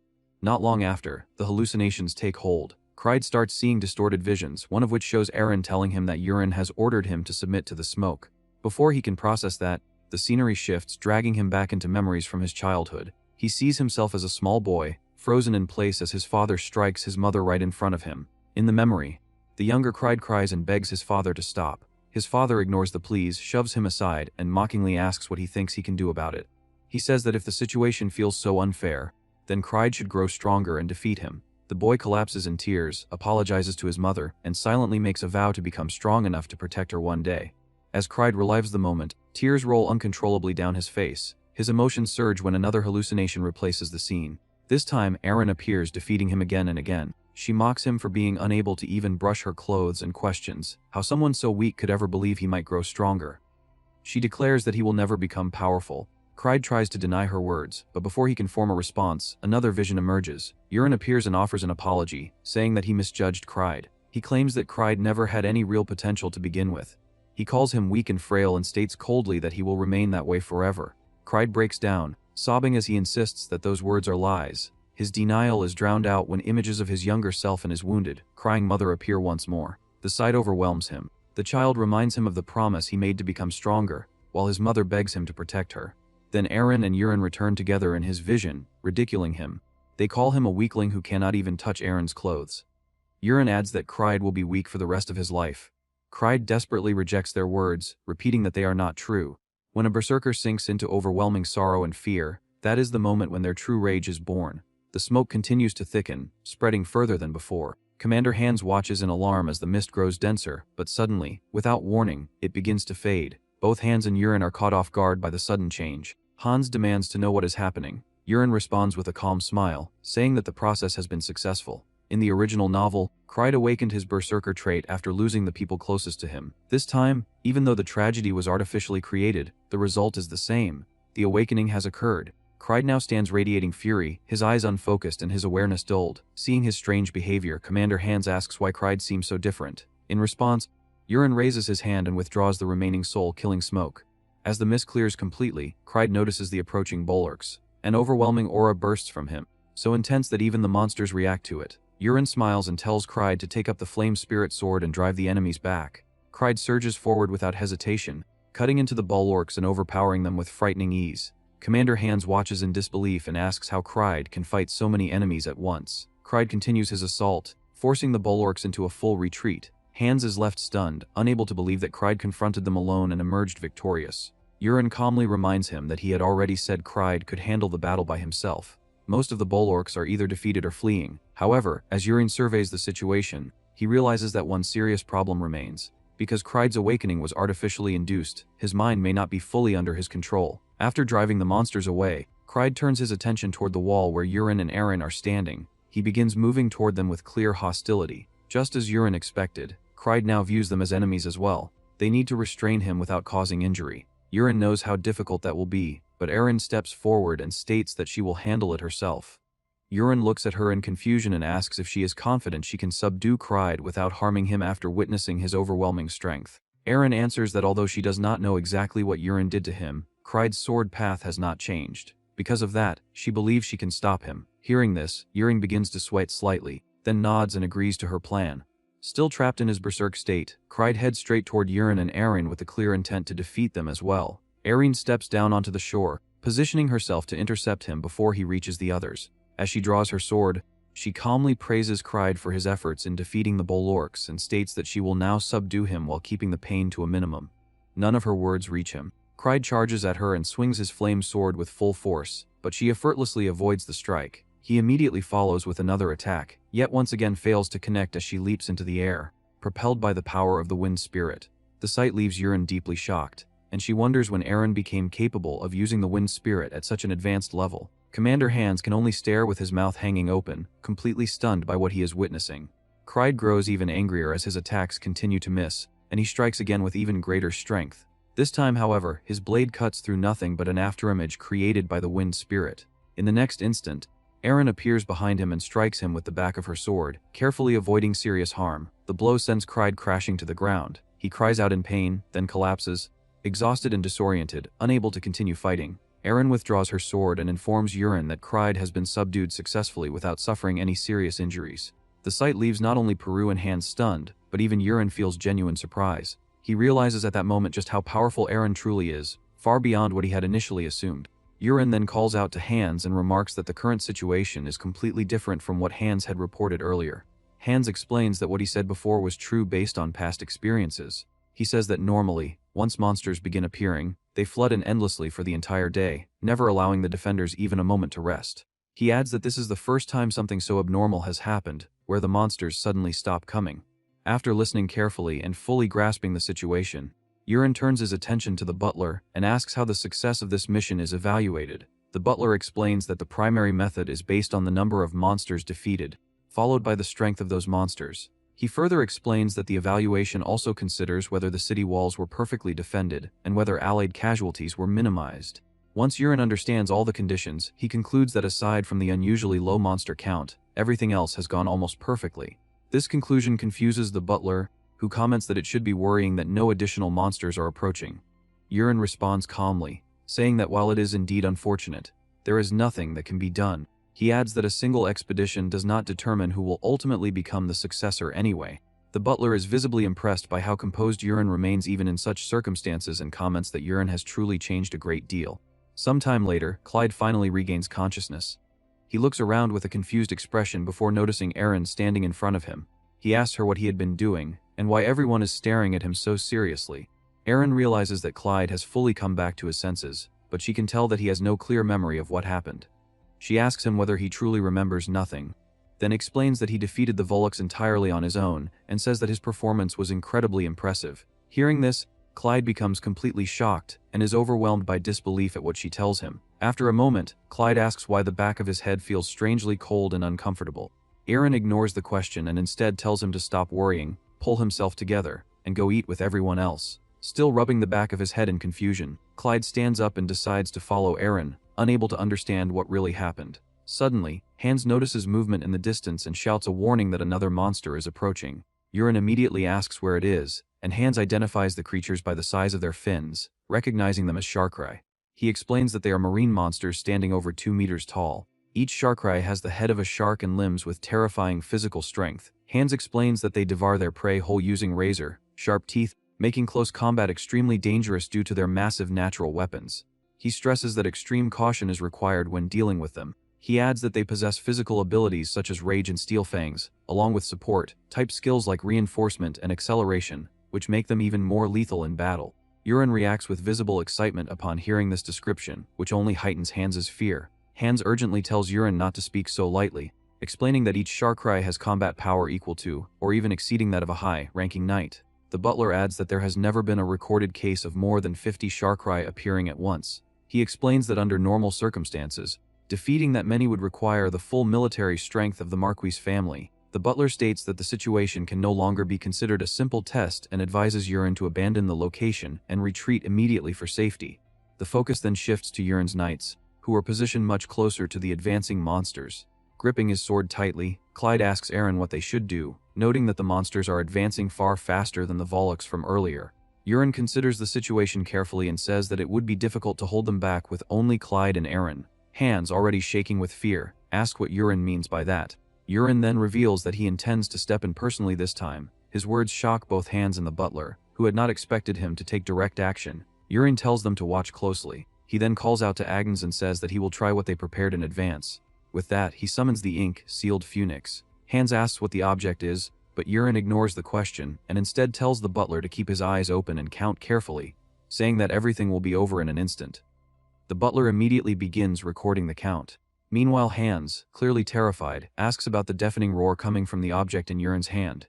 Without answering, Urine throws it directly toward the approaching monsters. Sharks possess extraordinarily sharp hearing, which under normal circumstances is a tremendous advantage. However, against the sound produced by the ink whale, which resembles countless wailing insects echoing through the air, that advantage becomes a fatal weakness. The overwhelming noise drastically slows the movements of the sharkmen, known as shark cry. Taking advantage of this effect, Urine defeats them effortlessly in an instant. The ink whale continues to circle its targets, pursuing them relentlessly without pause. As the ink whale eliminates the monsters with ease, Yurin laughs confidently and comments that everything is unfolding exactly as he expected. He then asks the butler whether he is counting properly. The butler confirms that he is and updates the number, announcing that it has reached 44. Yurin recalls the ink whale and deliberately leaves 6 monsters behind for Aaron and Clyde to defeat as part of their training. Hearing this, Clyde becomes visibly nervous, but Aaron shows unwavering resolve and immediately moves forward to confront the remaining monsters. Still anxious, Clyde gathers his courage and decides to fight alongside Aaron rather than hesitate. While the two of them battle the monsters, Yurin asks the butler whether this will at least help improve their performance record. The butler responds honestly, saying that during the evaluation, he worries that no one will believe such results if they only hear about them later.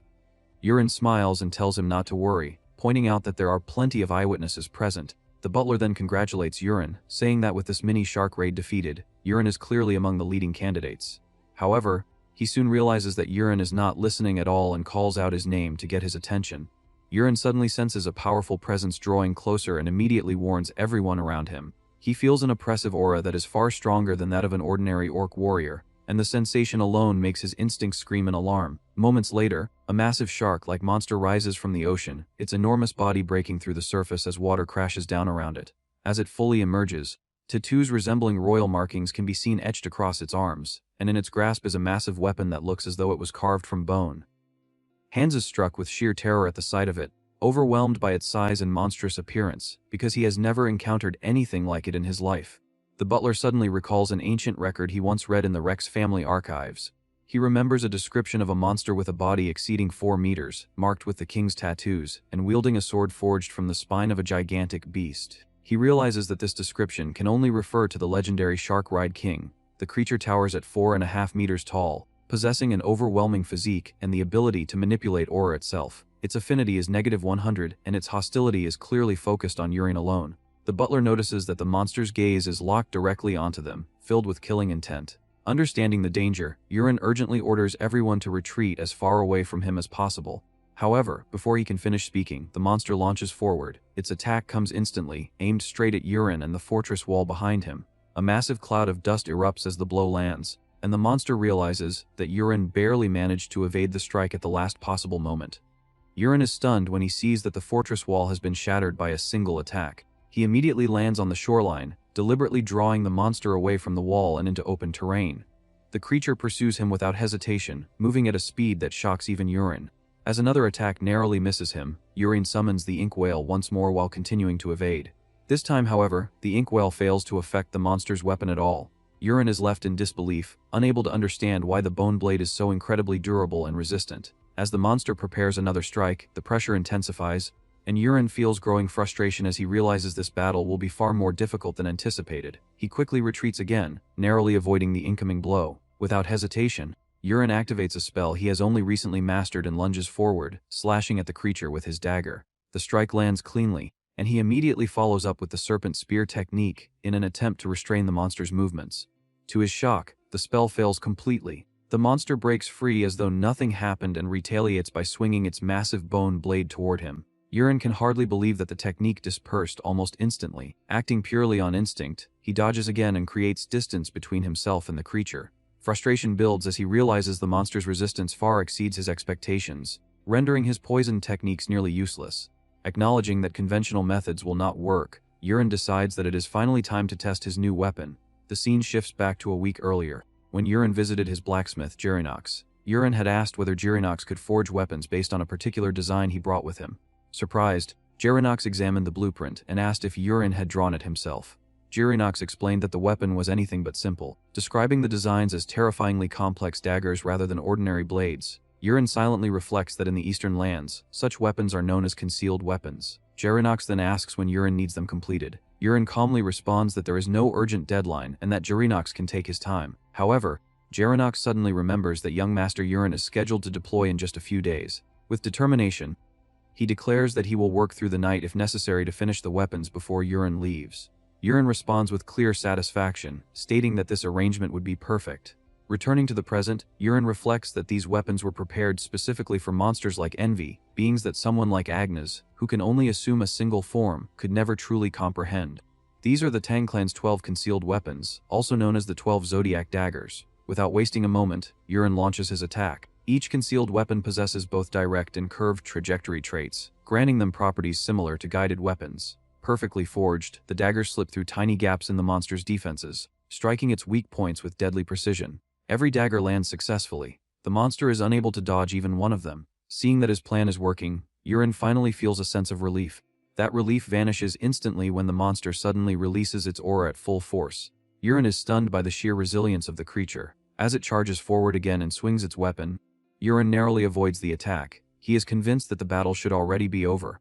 The monster's movements have clearly slowed, and each of the 12 daggers carries a different poison, substances no living being should be able to resist regardless of physical toughness. Yet the creature continues advancing, striking again and again as Yurin continues to evade. Eventually, the monster drops to one knee, sending shock through everyone watching. Yurin does not hesitate. He delivers a single decisive strike and finally brings down the boss monster Agnans. After the battle concludes, Yurin receives a reward in the form of a strange bead. As he picks it up, a voice announces that he has obtained a fragment of the shattered world. Yurin is stunned when he realizes that he is no longer standing on the shore and cannot comprehend where he has been transported. The bead guides him toward a massive wall, and Yurin recognizes the split structure standing before him. The bead begins to glow and a notification appears, stating that he has contributed to the restoration of the world. Still reeling from the revelation, another window appears, informing him that his aptitude has been analyzed and that rewards will be distributed. Suddenly, a woman's voice announces that the reward selection has been completed and that death is approaching him. Yurin freezes in shock at those words. In the next instant, Yurin finds himself standing in the middle of a dense forest. Completely confused by the sudden change, he struggles to understand what is happening. Before he can organize his thoughts, a figure appears in front of him, identical to himself. Yurin cannot comprehend the situation at all, and at that moment, his doppelganger calmly states that everything has finally begun. As Yurin looks up, a majestic mythical creature appears high in the sky. He immediately recognizes what it is and feels his breath catch. It is a Kulin. Stunned and deeply unsettled, Yurin wonders how such a being could possibly exist. He reflects on how he has always admired mythical creatures from both Eastern and Western legends. In the past, he even sketched several designs inspired by such beings, yet he clearly remembers never writing anything like this into the novel he created. The sight before him feels unreal, as though reality itself is slipping out of place. Without warning, Yurin's doppelganger performs a weapon summoning using Agnes. Yurin is taken aback and questions internally whether his double truly intends to fight a divine beast head-on. Anxiety rises as he wonders what kind of weapon could possibly be summoned to face something so overwhelming. To his absolute shock, what appears is an umbrella. Before Yurin can fully process what he is seeing, the divine beast Iglin launches an attack, unleashing powerful lightning magic toward the doppelganger. In response, the doppelganger opens the umbrella and drives it firmly into the ground. The lightning strike is completely blocked. Yurin quickly realizes that the umbrella is functioning as a lightning rod, absorbing the lightning and safely grounding it into the earth. He is stunned by the ingenuity of the idea and thinks to himself that the concept is nothing short of brilliant. With this method, lightning-based attacks are rendered entirely useless. Immediately after, the doppelganger pulls out a dagger, and Yurin recognizes it at once. Without hesitation, the doppelganger throws the dagger toward the divine beast, striking it down with a single decisive blow. Yurin can hardly believe what he is witnessing. However, the wounded divine beast rises again, gathers its mana and releases a blinding burst of light that envelops its entire body. Startled, both Yurin and his doppelganger shield their eyes from the radiance. When Yurin opens his eyes again, he is shocked to see the divine beast charging forward and ramming into the doppelganger with its antlers. At that precise moment, Yurin hears a voice announce that the playback is complete and that the Eye of the Future, which reveals death, has ended. In an instant, Yurin is pulled back into the present. The guard and the butler rush toward him, urgently asking whether he has been injured anywhere. Yurin responds calmly that he is unharmed. Hans comments that it was unbelievable for Yurin to defeat such a terrifying monster, while the butler expresses his shock at just how enormous the creature truly was. Yurin then asks Peru whether he disappeared for a moment. Peru replies in confusion that young Master Yurin had been fighting the boss monster right up until now. Hearing this, Yurin acknowledges that he understands. Peru then points out that Clyde and Aaron are nearly finished with their assignments as well. He praises Yurin, saying that he truly commands exceptional knights and that his ability to recognize talent is outstanding. Hans suggests that everyone should return and rest for the time being. As they leave the battlefield, Yurin reflects silently that the vision he experienced was something only he had seen. Knowing about his future death feels like an incredibly disturbing reward. Still, he reasons that at least he can prepare himself if he ever encounters a Killian again. Even so, unanswered questions linger. He wonders what that white room truly was, and what meaning lay behind that strange gap. Doubt begins to creep in as he questions whether this world is really the same novel he once wrote. After that incident, 3 days pass with nothing more than minor skirmishes. 1 week later, everyone gathers at the Marquis family's assembly point at Hyrule Port. The Marquis thanks everyone for returning alive and unharmed, praising their efforts during the campaign. Yurin responds modestly, but he adds that the Marquis himself took on the most difficult position. The Marquis smiles and replies that such responsibility is simply part of his duty. He then reminds everyone that this campaign was the first test to determine the successor and announces that the evaluation will begin immediately. He starts with the youngest son, Ron. The butler steps forward and reports that Lord Roun was responsible for the southern wall and defended it perfectly. Roun's soldiers erupt into loud cheers. The butler continues, stating that Roun defeated 180-54 Bolak, 467 Mandarin, and 341 Karen along with 22 higher-ranked monsters known as Sharkrai. Based on the traditional scoring system recorded in the Marquis family archives, Bolak are worth 1 point each, Mantar 3 points, Karn 5 points, and Sharkrai 30 points each. The Marquis expresses surprise upon hearing that Ron defeated Sharkrai as well. Roun's total score is announced as 560-20 points, prompting his soldiers to cheer once more. The Marquis praises Ron for his efforts. Next, Callan's evaluation begins. The butler reports that Lord Callan also defended his wall perfectly. Callan's defeated monsters include Bolak, Mantar, and Cairn along with 35 Sharkrai, resulting in a total score of 73 and 54 points. Callan's soldiers cheer enthusiastically, and the Marquis remarks that this is an impressive result, noting that Callan defeated even more monsters than the Marquis himself. Callan reacts with a smug expression. Finally, Yurin's evaluation begins. The butler reports that the wall under Yurin's command was destroyed. Upon hearing this, Callan bursts into laughter, while Roun tells him to stop. Yurin thinks to himself that Callan clearly has not learned his lesson yet. The butler then continues, stating that Yurin defeated 332 Bolak, 281 Mantar, and 197 Cairn, along with an astonishing 169 Sharkrai. Shock spreads through the crowd as the final score is announced. Yurin's total score is revealed to be 230 points. According to the report, Yurin slew 169 Sharkrai during the trial. The number alone makes the gathered knights trade uneasy looks, and Colin, plainly bewildered, immediately questions how that could possibly be true. He wonders how Yurin could have defeated so many monsters with only a small group at his side, because the scale of it sounds absurd. The butler calmly clears his throat and says that there is, in fact, one correction to the announcement. Hearing that, Colin lets out a breath of relief and says that he knew something had to be wrong. There is no way Yurin could have wiped out that many creatures, so there must have been some exaggeration in the report. But the butler's next words only drive the shock deeper. He explains that besides the 169 Sharkrai, Yurin also killed a Sharkrai king at the end of the battle. According to the official record, a Sharkrai king is worth 10,000 points, and with that added, Yurin's final total reaches 2030 points. The room falls silent. Colin is struck dumb for a moment before he finally bursts out that it has to be a lie. He directly challenges the butler and insists that such a feat is impossible. He says that even defeating more than 1,000 Sharkrai would be hard to accept, so there is no way one person could accomplish something like this. The butler answers without agitation and says that he too found the report hard to believe at first. That is exactly why he prepared evidence. With a small gesture from him, attendants carry forward the remains of the Sharkrai king. The knights gasp at the sight. For many of them, it is their first time seeing such a monster up close, and its sheer scale leaves no room for doubt. The beast is at least 3 times larger than an ordinary Sharkrai, and its massive body makes the claim impossible to dismiss.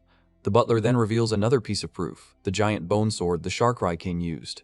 He respectfully addresses the Marquis and points out that the records describe Sharkrai as monsters over 3 meters long, while their king is said to wield a distinctive bone blade exactly like the one before them. The Marquis nods, because of course he knows those records well. The butler adds that he has already sent the remains to the estate for preservation and study in case they prove strategically valuable. Once they are examined in full, no one will be able to question the truth. The Marquis raises a hand and stops him there. He says there is no need to go that far. They have known each other for years, and he trusts the butler's judgment. Philo then steps forward and offers further explanation. He says that the Sharkrai king destroyed part of the defensive wall with a single leap, and if young Master Yurin had not stepped in and killed it at that exact moment, the forces stationed there would have been in grave danger. Colin still cannot properly process what he is hearing. The Marquis turns to Yurin and asks whether he used the special ability he had shown before. Yurin answers calmly that he did. The Marquis looks impressed and remarks that even imagining what might have happened without Yurin there is unsettling.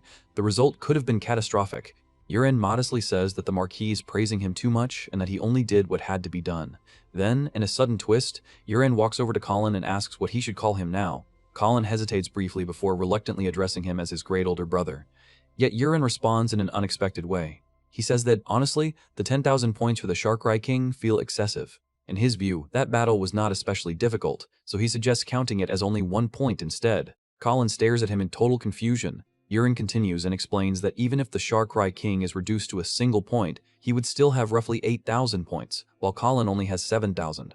As Colin's older brother, he says that he had actually hoped Colin would win, but unfortunately it did not turn out that way. With a faint smile, he adds that it feels as though he cleared the first test far too easily.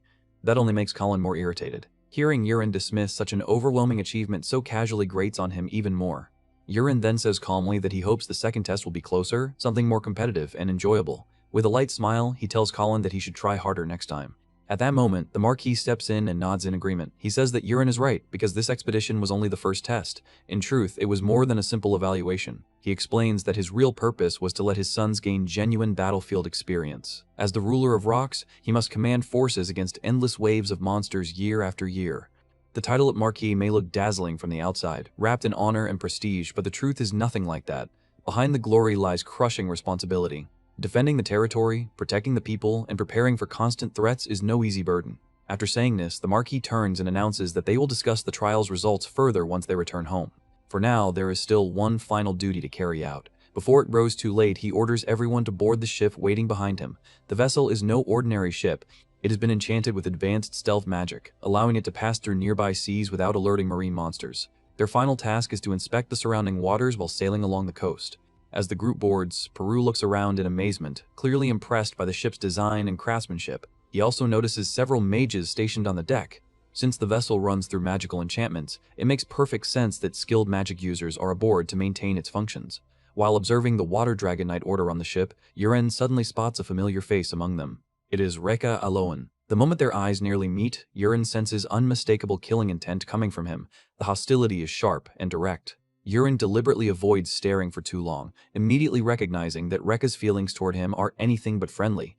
Not long after departure, the Marquis calls Yurin, Kalin, and Rayon over. He begins explaining the geography of the region and emphasizes that understanding the terrain and nearby islands will be useful to them in the future. Pointing toward a distant landmass, he identifies it as Polian Island, a place known to be inhabited by many mantas. As they sail, he continues describing trade routes, monster territories, and strategically important locations in detail. Watching the scene, Yurin cannot help but remark that it almost looks like a father taking his sons on a journey. He then turns to Eren and casually asks whether she gets seasick. Eren replies that she rarely does. Arya, who is standing nearby, also speaks up. She says that only a few months ago, she never would have imagined herself standing here like this, traveling beside Yurin on such an expedition. Hearing that, Yurin smiles softly. Arya sincerely thanks him for giving her the chance to become a knight. She explains that in recent days, she has learned so much, not only about fighting, but also about what true happiness feels like. Yurin answers modestly and says that if that is how she feels, then that alone makes it rewarding for him as well. But the calm mood does not last. Without warning, the ship lurches violently. The Marquis looks around in confusion and asks what is happening. It feels as though they have struck something beneath the surface. Then a massive creature explodes out of the sea. Yurin's eyes widen in shock. It is a sea serpent.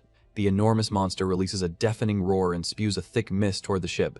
The fog rapidly spreads across the deck, and one after another, the knights begin to weaken and collapse, including the Marquis himself. Amid the chaos, Yurin alone remains standing. A notification appears before him, informing him that sea serpent mist poison has been absorbed and that his skill level has reached the 5th star.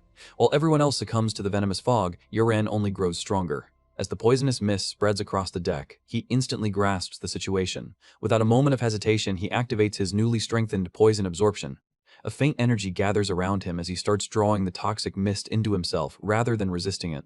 At the same time, the sea serpent lets out a low roar, then unexpectedly turns and plunges back into the ocean. But the danger is far from over. Across the ship, knights and mages continue collapsing, overwhelmed by the lingering poison. Even the Marquis struggles to stay conscious. As he watches his men fall, regret grips him.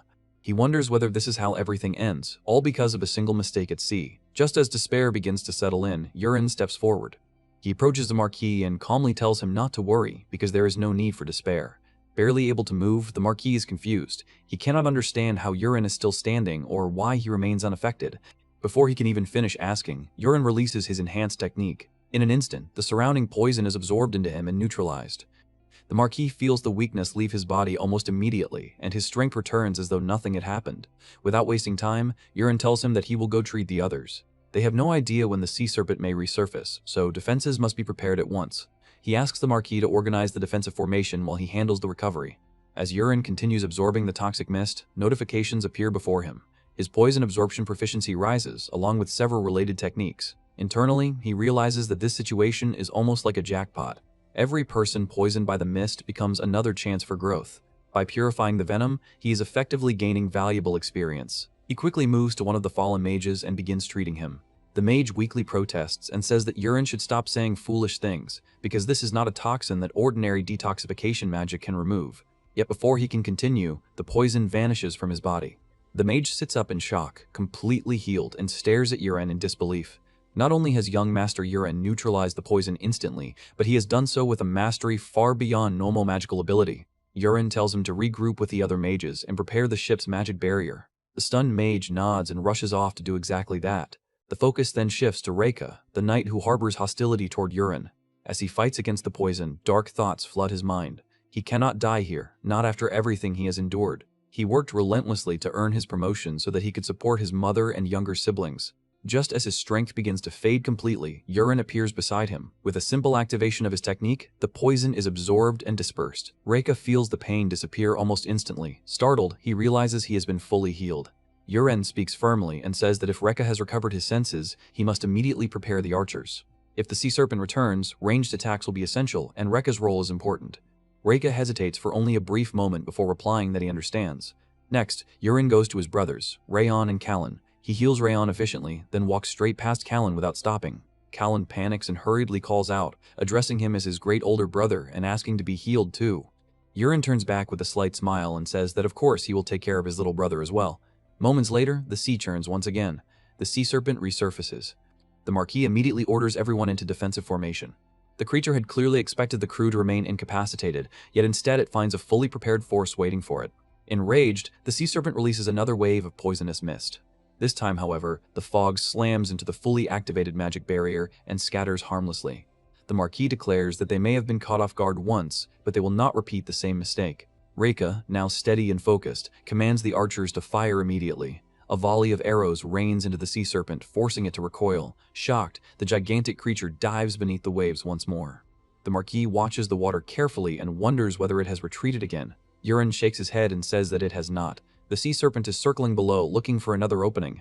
Standing firm at the center of the deck, Urine raises his voice and tells everyone to stay alert, because the creature will surface again soon. Then he activates another technique, Flower Butterfly. A luminous butterfly-shaped aura drifts gently across the ocean's surface. Urine calmly explains that the sea serpent will rise directly beneath the place where the butterfly lands. As though drawn by instinct, the sea serpent bursts upward from the exact point beneath the glowing butterfly. But the instant the butterfly touches its body, a violent explosion erupts. The enormous serpent crashes back into the sea. The crew can only stare in disbelief as the terrifying sea serpent is defeated, and as its massive body sinks beneath the water, Urine notices something familiar emerging from the aftermath. In the very next moment, the aura begins to shine with an intense and radiant light, flooding the surroundings with a mysterious energy. A calm yet commanding voice resounds and tells Urine that he has obtained a fragment of a shattered world. In the next instant, he is pulled into a familiar place, a vast white room with no end in sight. The moment he looks around, he realizes that it is the same empty space he had encountered before. As his gaze sweeps across the room, it is drawn once more to the glowing orb floating nearby. Curious and slightly unsettled, Urine calls out to Agnes and asks whether he can see the same thing. To his shock, no answer comes back. The connection has been completely severed, leaving him utterly alone in that strange dimension. Before he can make sense of it, the orb suddenly shoots forward and smashes into the wall, cracking it apart. At that very moment, the mysterious voice speaks again and announces that Urine has contributed to the restoration of the world, and that he has been granted a reward for doing so. That reward is revealed to be a special trait called Soul Sword. Urine is left stunned, unable to fully grasp what kind of power he has just received. Then, without warning, he is thrown back into reality and returns to the boat where the battle had taken place. The air on deck is filled with amazement as everyone sees that Urine truly defeated the sea serpent. The Marquis openly praises him and says that his abilities are remarkable. Urine, staying humble, brushes it off and says that it was nothing extraordinary. The Marquis then remarks that sea serpents are not supposed to appear in the southern waters, which suggests that something abnormal may be happening. Urine steps forward confidently and says that a monster like that poses no real danger to their forces. The Marquis agrees, then makes a bold declaration. He says that from this day onward, Urine will shoulder the duty of protecting the safety and peace of their people. The words leave everyone present visibly shaken. A little later, Peru approaches Urine and asks whether the Marquis truly said those words. Yurin confirms that he did. Peru then explains that such a statement strongly implies the Marquis may be considering Yurin as his successor. Yurin immediately denies it and insists that it cannot be true, especially when he is still known as a troublemaker. But Peru urges him to look around at the soldiers. When Yurin does, he notices that their expressions have completely changed. Their eyes, once uncertain, are now filled with respect and admiration. To his surprise, he also sees that Rika's affinity has suddenly risen all the way to 53. Frustrated and slightly overwhelmed, Yurin tells Peru to stop speaking nonsense and reminds him that their trials are not over yet. Eventually, the expedition comes to an end. Yet from that day onward, the Marquis never brings up the trial again, which leaves Yurin with lingering doubts. Later, alone in his room, Yurin stands before a mirror and activates the Creator's Eye to inspect his current condition.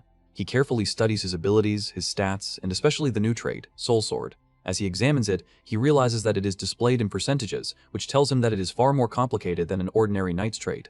That only deepens his curiosity, especially when he notices that several parts of it are covered in question marks. He begins wondering whether his synchronization has changed and what those hidden sections could possibly mean. While he is still trying to sort through it, Peru enters the room and says that the Marquis is calling for him. Slightly surprised, Yurin answers that he will go right away. A short while later, he arrives before the Marquis and politely asks whether he wished to see him. Without much explanation, the Marquis hands him a book, making it clear that something important is about to begin.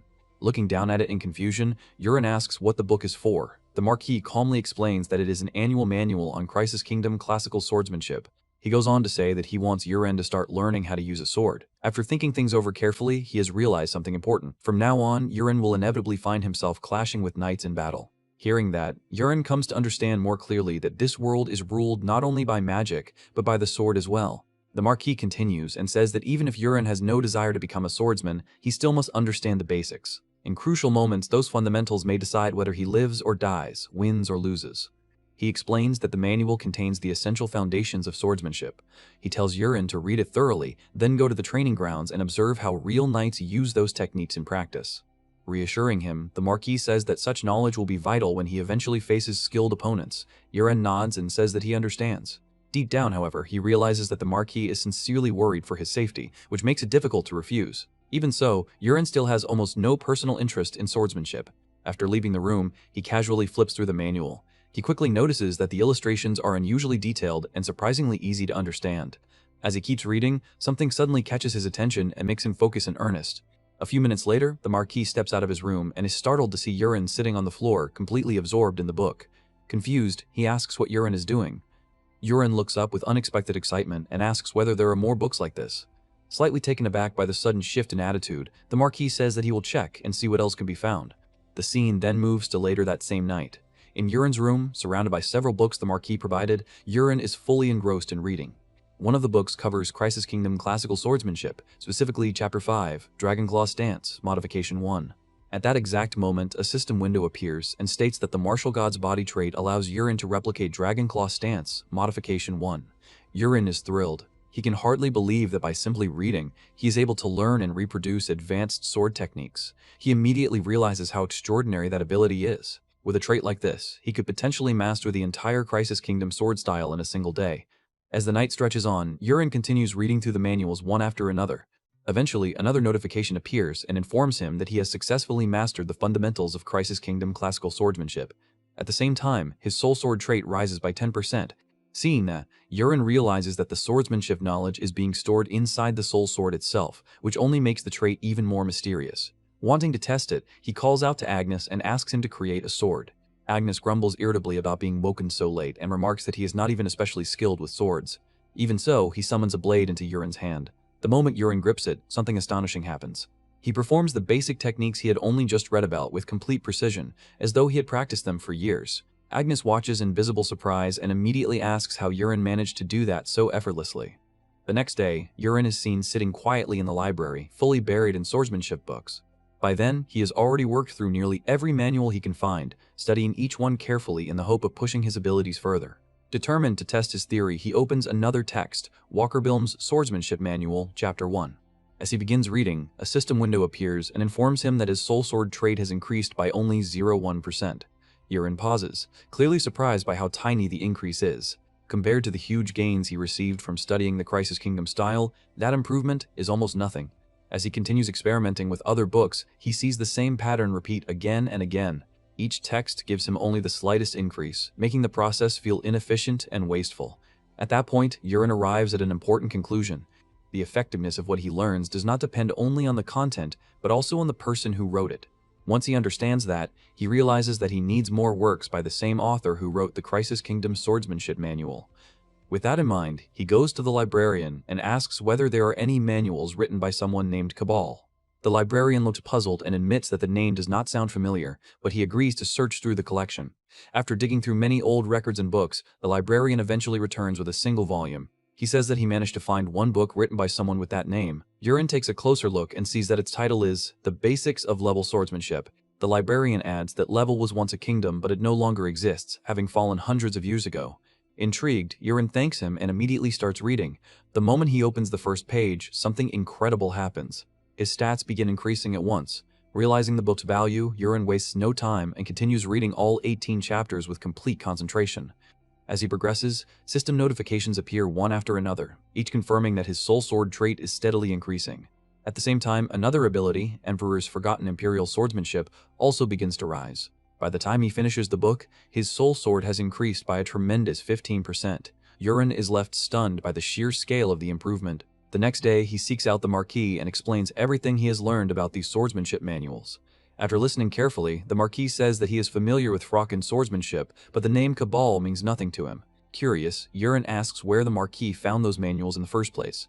The Marquis casually replies that he discovered them in the library. He jokingly admits that he had been avoiding his duties and wandered in there instead, where he stumbled upon a number of extremely old books, some dating back to his grandfather's time or even earlier. Then he changes the topic and reminds Yurin that a feast is approaching. He insists that Yurin must attend because they cannot properly celebrate without the hero of the expedition present. Yurin shows no enthusiasm, however. Instead, he quietly excuses himself by saying that he is not feeling well, then leaves.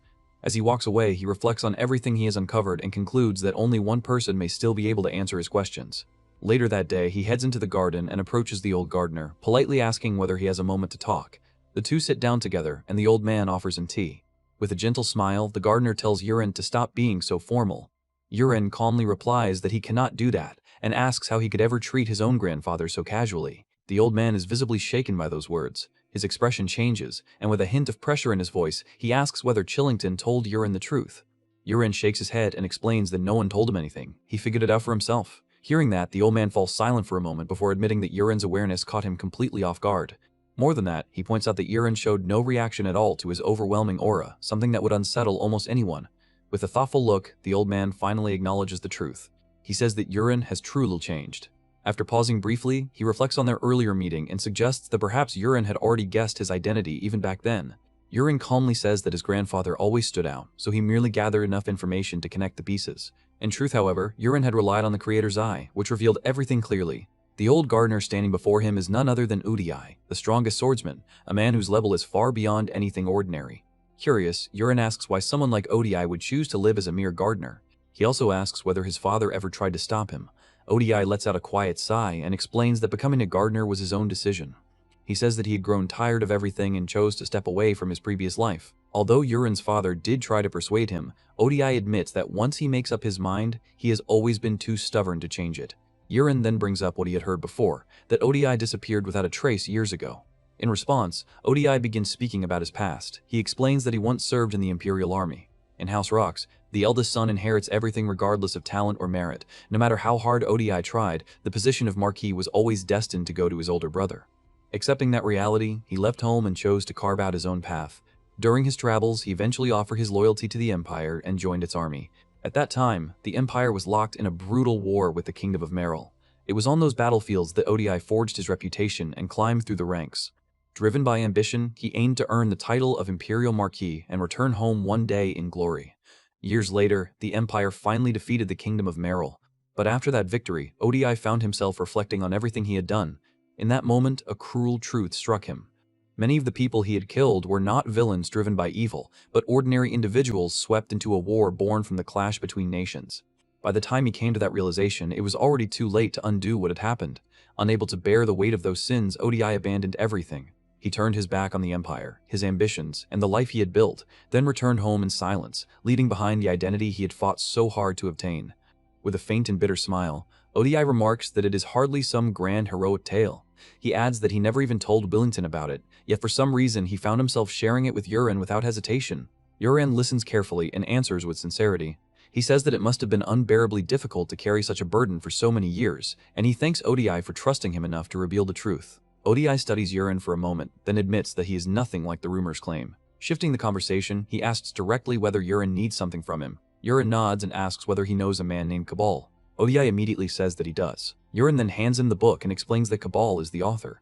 The moment ODI sees the volume, he recognizes it and casually says that it appears to be one of the books he once left in the library. Surprised, Urin quickly asks where he got it in the first place. ODI explains that one day, when he returned home, there was a young boy waiting at the gate.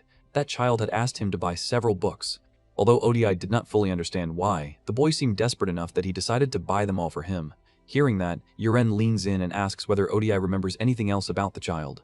After thinking for a moment, ODI says that the boy had black hair and looked to be around Urin's age at the time. That detail instantly catches Urin's attention. In this medieval fantasy world, black hair is extremely rare. Among all the characters he himself once created with that trait, only a handful could possibly fit. Urin begins to suspect that the boy may have hidden his natural hair color as he grew older.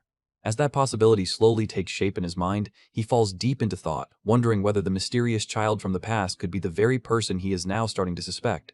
Under the dark sky above the estate, he lets out a tired breath and picks up the book in front of him. As he studies the forgotten imperial sword, he reflects that he had designed it as an incomplete style, so he cannot understand why this world seems to have completed it on its own. Even though he finds that interesting, he quickly decides that the bigger problem is figuring out where he is supposed to find the rest of Cabal's books.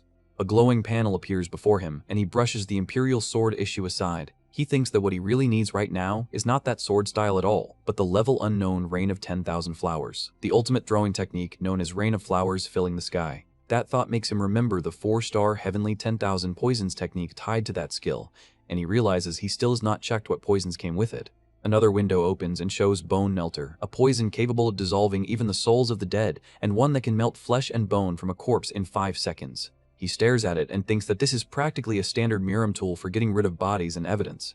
Even so, he scratches his head and admits that he does not really need something like that, since he has no intention of playing assassin. Still, as he keeps looking at it, he wonders whether this poison can at least be counted as useful. When morning comes, he heads to the training grounds and tests his throwing technique, sending his weapon flying cleanly into the target. Before he can continue, a servant comes sprinting toward him and calls him Young Lord. He turns in confusion, and the servant hurriedly explains that the Marquis is calling for him. As the man pants and rushes him along, he complains that the order is urgent and says that he has to bring him there right away. Hearing that, he inwardly grumbles that the servant could have just walked over normally, then grows suspicious and thinks that the plot should be in a quiet phase right now, so he cannot imagine what could have happened. The servant announces that Urin has arrived. A voice from inside orders him to enter, and the moment he steps in, he is startled to find an unexpected guest standing with the Marquis. He immediately recognizes Karox Livingstone and recalls that he is Lady Kyna's brother and the captain of the Night Order. At the same time, he coolly notes to himself that although Karox is trying to poison him, the man is really just handing him an endless supply of poison without even realizing it. The Marquis then reveals why he called him in so suddenly. In a grave tone, he says that the Marquisate has received an urgent request for reinforcements, then explains that the outer northern wall defended by House Elion was breached yesterday. That news makes his eyes sharpen at once. He thinks that monster activity in the north always rises at this time of year, but the protagonist should have been there protecting the wall. Frustration immediately rises in him, and he inwardly curses that bastard for slacking off again while wondering what the hell he is even doing. After a long breath, the Marquis says that he has thought it over and made a decision. He then declares that he is placing him in command of the Night Order and orders him to head north. He is caught off guard, but before he can fully react, he quickly adds that the monsters appearing this time are different. That earns immediate attention.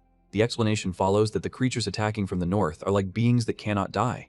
When the truth is finally stated, the answer hits him hard. The monsters are the living dead. As that realization settles in, a purple system window begins to appear before his eyes. Urin stares at the status window, realizes that this is exactly what he needs, and reads through Bone Melter's description. He notes that it is a poison meant for corpses, one that can melt flesh and bone in seconds, and immediately thinks that the timing could not be more perfect. With sudden confidence, he tells his father not to worry, then grins and says that he will return in glory and bring great prestige to House Rox. His father and the white-haired knight can only react stiffly, clearly unsure what to make of that sudden burst of spirit. 2 days later, the troops gather to depart. As Urin arrives, the soldiers tell him that everyone has been waiting for him. He is surprised to see Colin there as well and asks why he is coming when he thought he would be heading back to the capital. Colin awkwardly explains that he wants more real combat experience and says that it is better than rotting away at the academy. When Colin adds that, if Yurin does not mind, he wants to go with him. Yurin hesitates, then inwardly concludes that Colin must have become a little humbler after having his life saved. Their father steps forward and announces that they are ready to move out. Yurin answers at once, but the Marquis suddenly calls his name again and, in a grave voice, says that he is entrusting him with Colin's life and the lives of every soldier present. Yurin is visibly taken aback by the weight of that responsibility and admits to himself that it is a tremendous amount of pressure. The Marquis does not leave him time to dwell on it, however, and sharply orders the transfer to begin at once. A brilliant magical light erupts around them, and in the next instant the entire group is transported north. When the glare fades, Yurin looks around the unfamiliar military camp and remarks in surprise that they have already arrived. The camp is tense, filled with soldiers in tents pressed close to the fortress walls. A knight comes to meet them and welcomes the reinforcements. He introduces himself as Kyle Elion, the first son of House Elion. Yurin returns the greeting and gives his own name, but Kyle suddenly bursts into laughter. With a casual, almost amused attitude, Kyle says that he had been wondering who they would send, and then remarks that the one who came is the very person who put his younger brother Garrick in his place. Yurin awkwardly tries to respond, stumbling a little, while Kyle laughs it off and says that this sort of thing can happen after a spar. Then, turning on his heel, Kyle says that he will take Yurin to the Duke, and Yurin can only follow with a hesitant reply. Inside the command tent, the ruler of the fortress laughs heartily the moment he sees Yurin. He says that, so this is the one everyone has been speaking about, then recognizes him as the slayer of the Sharkrai King and warmly thanks him for coming to their aid. Yurin lowers his head and says that he is flattered, then assures the Duke that he will do everything in his power to help. After that, he asks when they are supposed to depart. The Duke answers that they will move tomorrow at dawn. But the Duke's face soon darkens. He grimly explains that even with reinforcements, he can only hope they will be able to reclaim the wall. Before the discussion can go any further, a cry of alarm suddenly rings out from outside. Kyle whirls around in shock and exclaims that the enemy is already attacking. Everyone rushes out at once. Under the dark sky beyond the fortress, an endless mass of walking corpses surges forward. The Duke stares in horror and says that there are far too many of them, like a sea of endless walking dead. Then an even more terrifying figure appears among them. Someone recognizes the rider wrapped in blue deathly flames and says that it is the undead rider, Durian. The men around the Duke immediately begin to panic. One insists that they must fall back and prepare for a siege. Another desperately argues that they cannot do that because if the gates collapse, the whole kingdom will be doomed. In the middle of that chaos, someone suddenly notices a lone figure charging straight into the enemy camp. He cries out in disbelief and says that the man throwing blades is Yurin and that his target is Durian.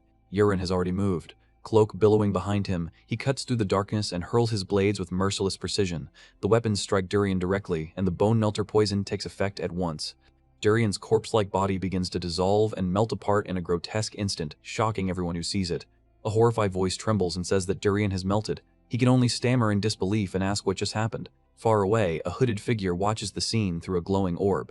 As the remains of the undead rider vanish and Yurin's image reflects inside the sphere, the observer goes still for a moment, then demands to know who the hell